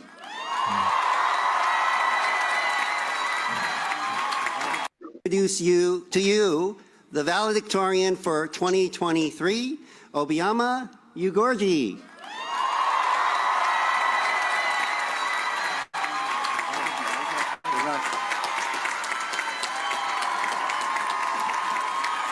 Wow. What an honor and special moment this is. I have the pleasure to stand before you today, but before we get started, it's a little bit warm up here, you know, I'm sweating a little bit. I refuse to sweat anymore this morning. I would like to invite you all to help me feel a little bit more at home up here. So you see, I am Nigerian. I am from thank you. I'm Nigerian. My family is from a tribe called the Igbo tribe. And in our culture, we often say the phrase, Igbo kwenu, okay? So this essentially means endorsement, agreement. It refers to a bondedness and the collective strength that we all enjoy as a people. And I would like to invite you guys into that collective strength today. So when I say Igbo kwenu, I would like you guys to respond back to me in quick affirmation. Hey, you guys do that for me this morning? Y'all got me? All right, let's try it. Igbo kwenu. Hey. Igbo kwenu. Hey. Igbo kwenu. Hey. Igbo kwenu. Hey. Igbo kwenu. Hey. Good job. Clap for yourselves. It's good.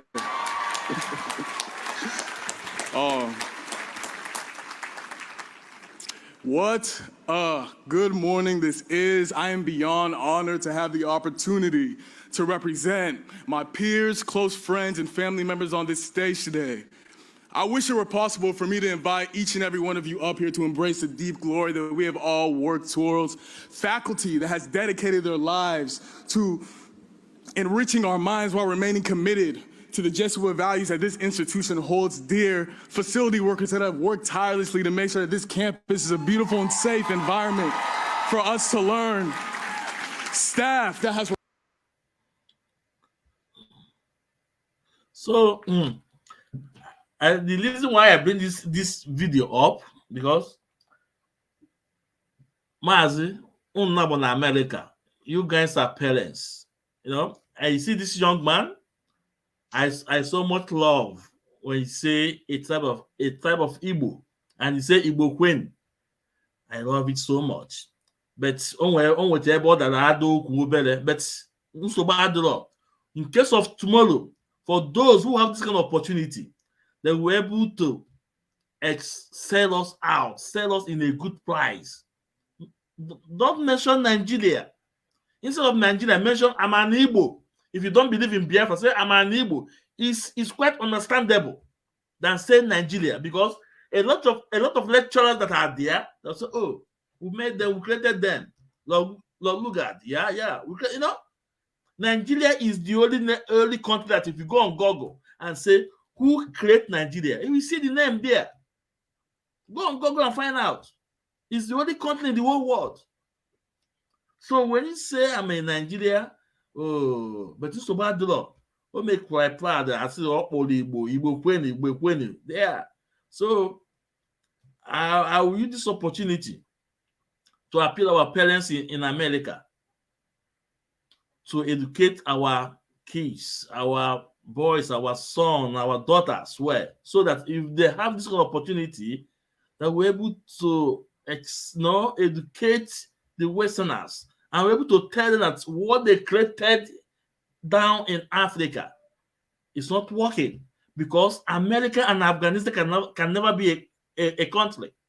There's never that America and Afghanistan can be a one country. It's never.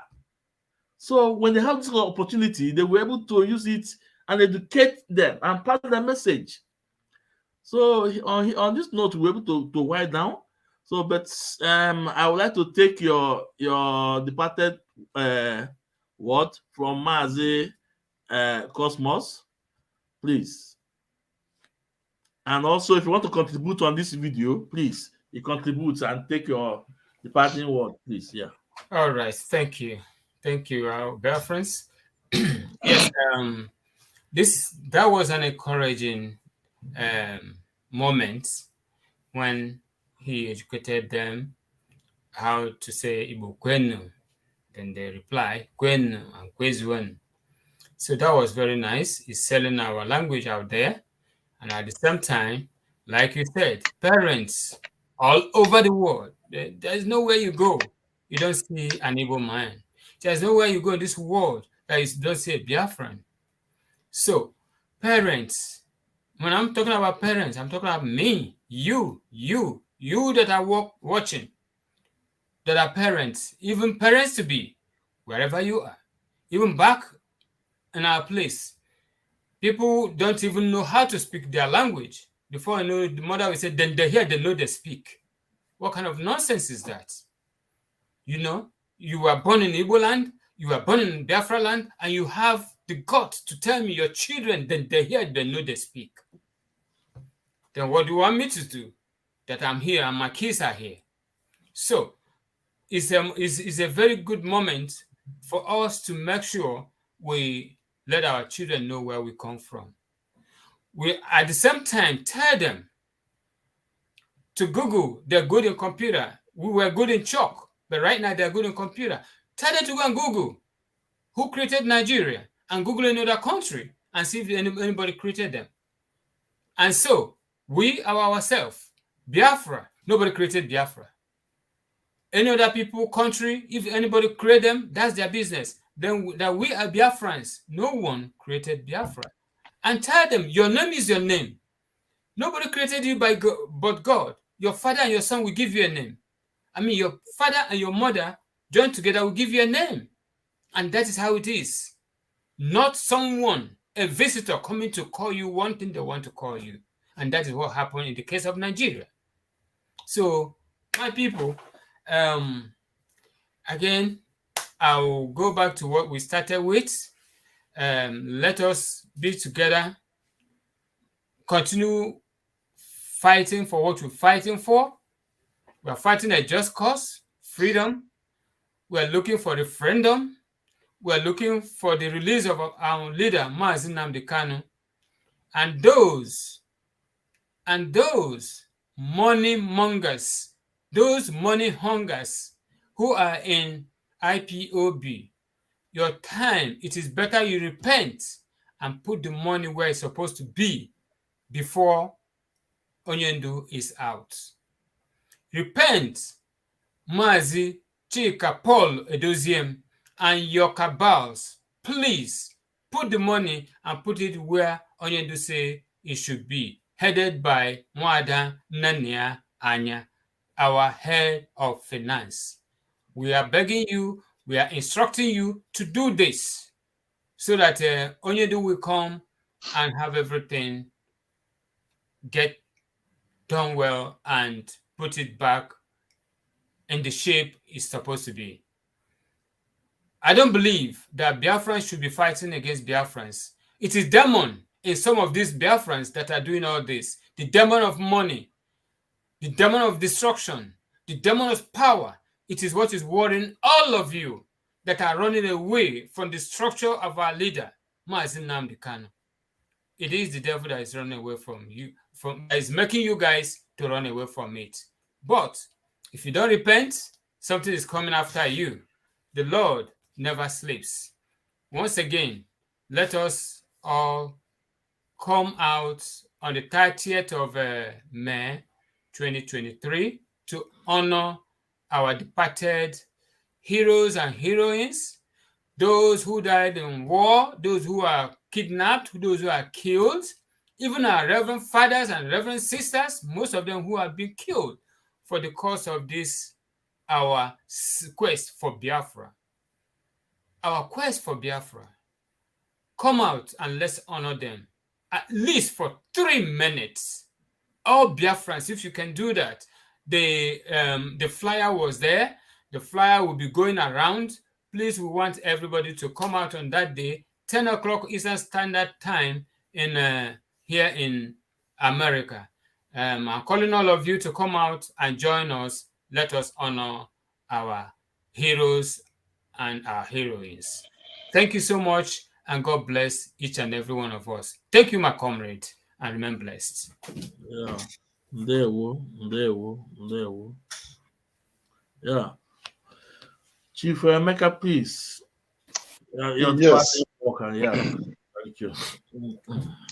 Watching that young man,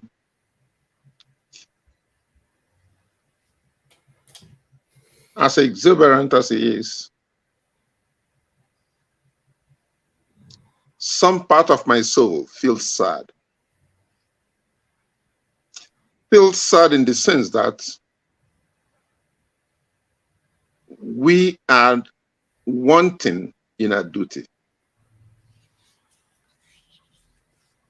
That is, if we do not take our time, if we do not do our job very well, if we do not get it right, that is another potential that we're going to leave behind. There are hundreds of thousands and millions of them all over the world this way,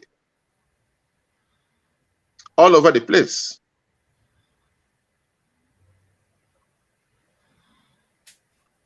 He's excited. I'm very happy for him. But deep inside, I'm sad. Sad at our collective failure. Not because we are weak or because we did something wrong.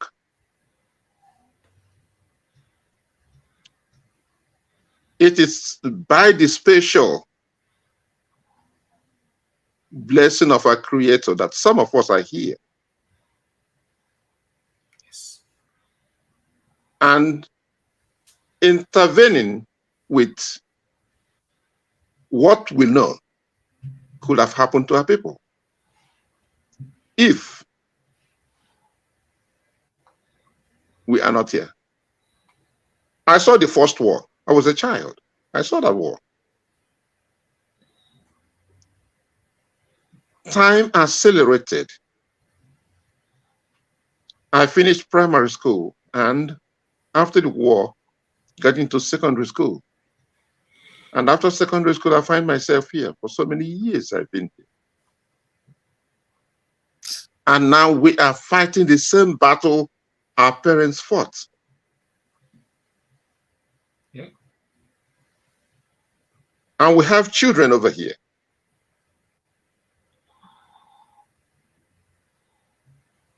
Most of them are like this young man we just saw. Gifted, talented.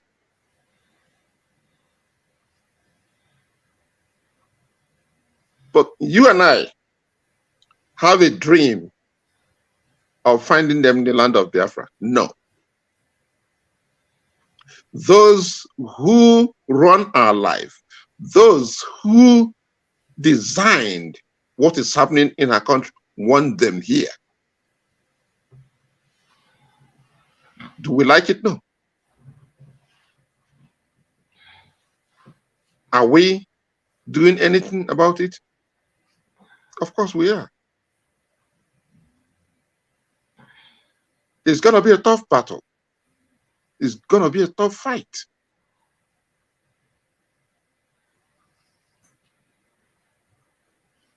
Every one of us are in this battle. Sometimes, I know I was talking to a friend of mine. I met him when we came here in the 80s. We did undergraduate together. Now I see him now. And I talked to him about the resistance, about the struggle. He tells me that it's only God that can decide what will happen. I say, how? He said, what if God says that we're not going anywhere? We're going to go anywhere? I say, wow. I see your point of view. But what if you decide, because God has given you that power to think and make that decision, that you will go? He said, you guys can continue. That all he knows is that nobody, when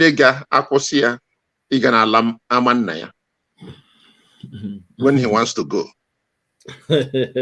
Also, no, Biafra, oh,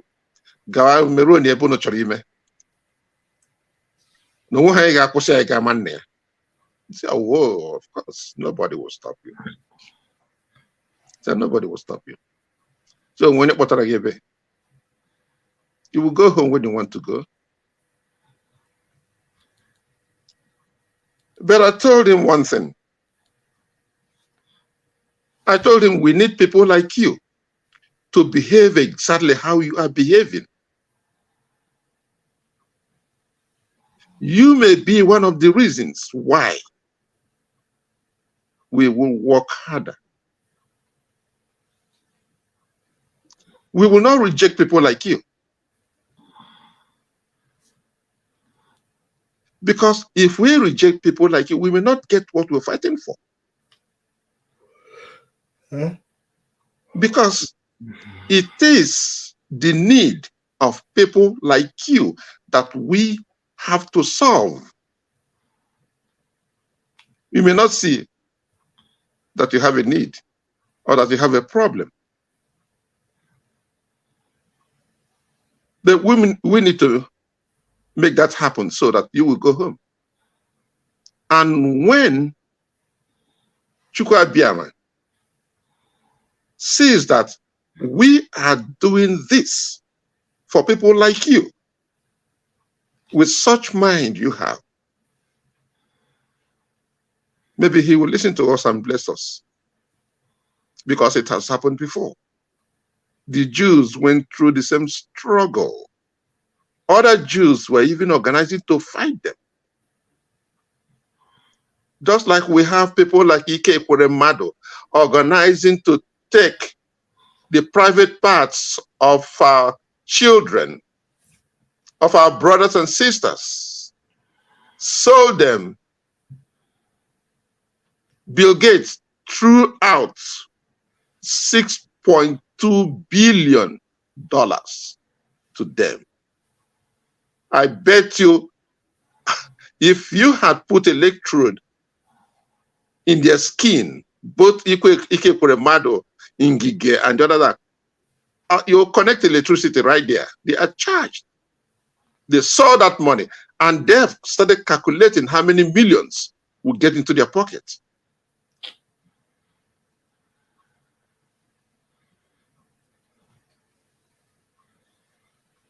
So the battle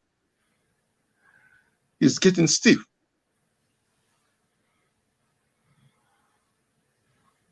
Are we going to give up? No. We're going to keep fighting.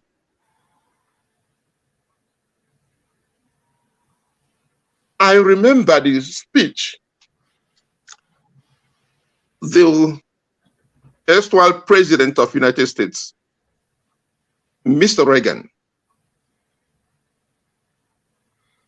he said during the invasion of Normandy, the young Marines were scaling up the mountain,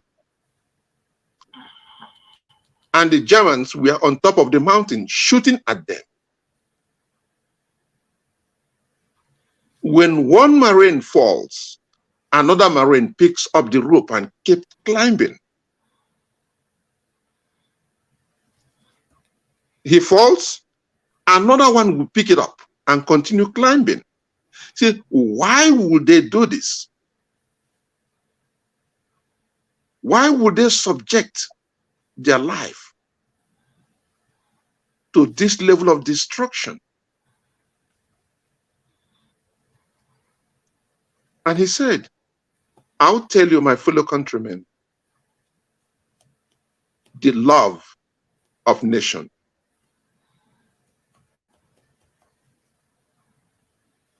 It is the love of nation that all of us are in this struggle. We spend our time, we open our purses, we do what we can. We contribute, even when it is very difficult. We deny ourselves certain luxury and merriment and throw that money in the coffer, hoping that it will get to that destination where our people can use it to improve on what we are, all of us are fighting for.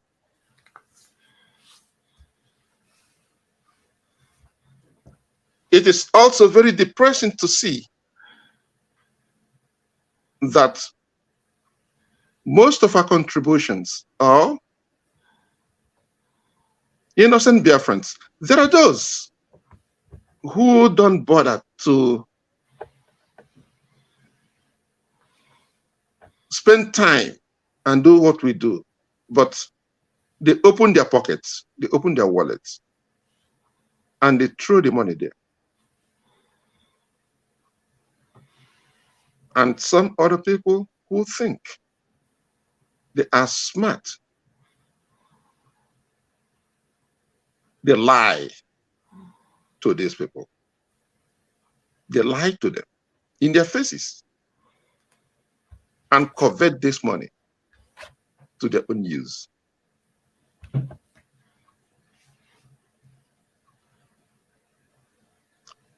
All I can do is to wish them well. Because like I said before, the money, whatever we are putting into the coffer today, is not the money that will build that nation. It is not. When the time comes, that nation is going to be built. Whatever is holding it is holding it. When the time is right, and it will let go, and the inevitable will happen. And we shall all go. We shall succeed. I don't have any doubt. I don't have any doubt that this will be accomplished. And in a lifetime. Yes, sir.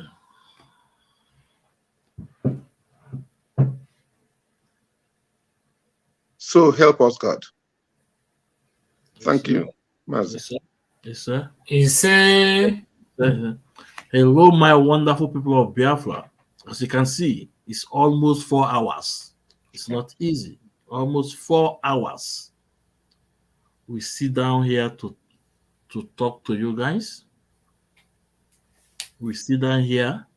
We make our time out to bring up what we have to you guys. Please, let me see this opportunity to invite you on 30th May. Please, come and you will learn a lot. On 30th May, we have a Zoom and look at the ID. Come, invite your friend, invite your friends.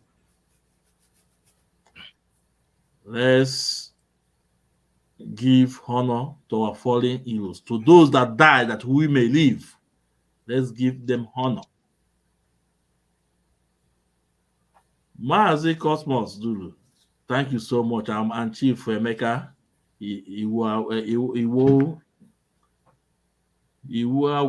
Okay?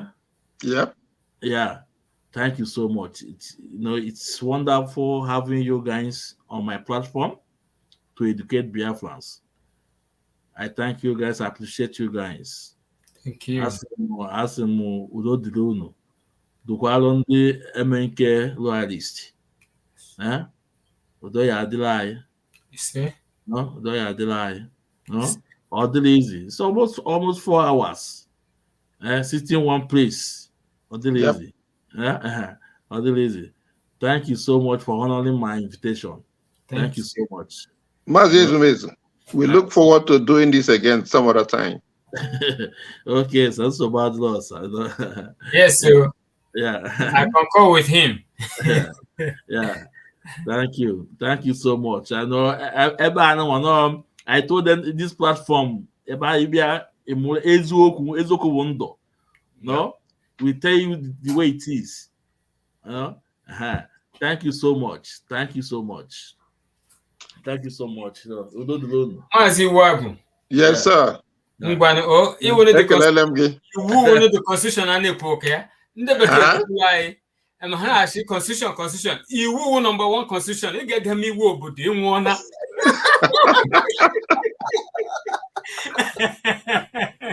That is true.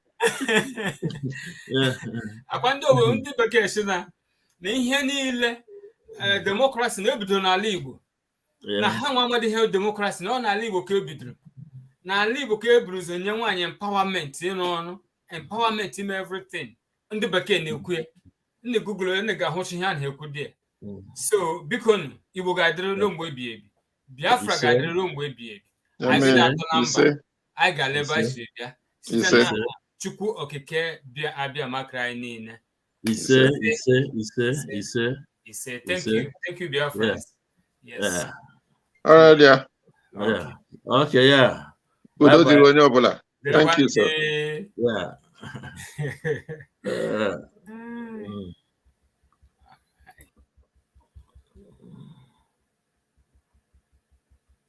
Hello, my wonderful people of Biafra. So I thank you all for listening. Please share. And please, my new YouTube, because Facebook is suppressing my videos. So I don't know. I'm not here to monetize, no. So please, I have my new YouTube at Ikechukwu Ismail. Please go and subscribe, please, so that you can see the sieve when we are. If not in Facebook, you can use your YouTube, please. Without the loan, So yeah, let's use this. It's amazing.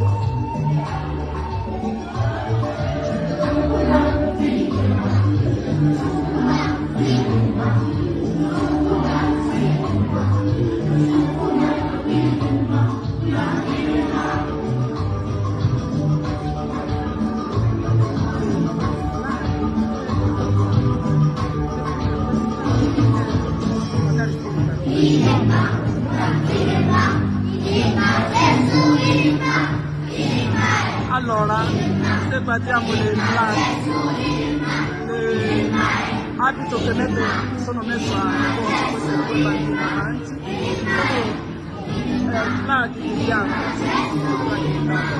bandiera degli affari, per protestare quella che c'è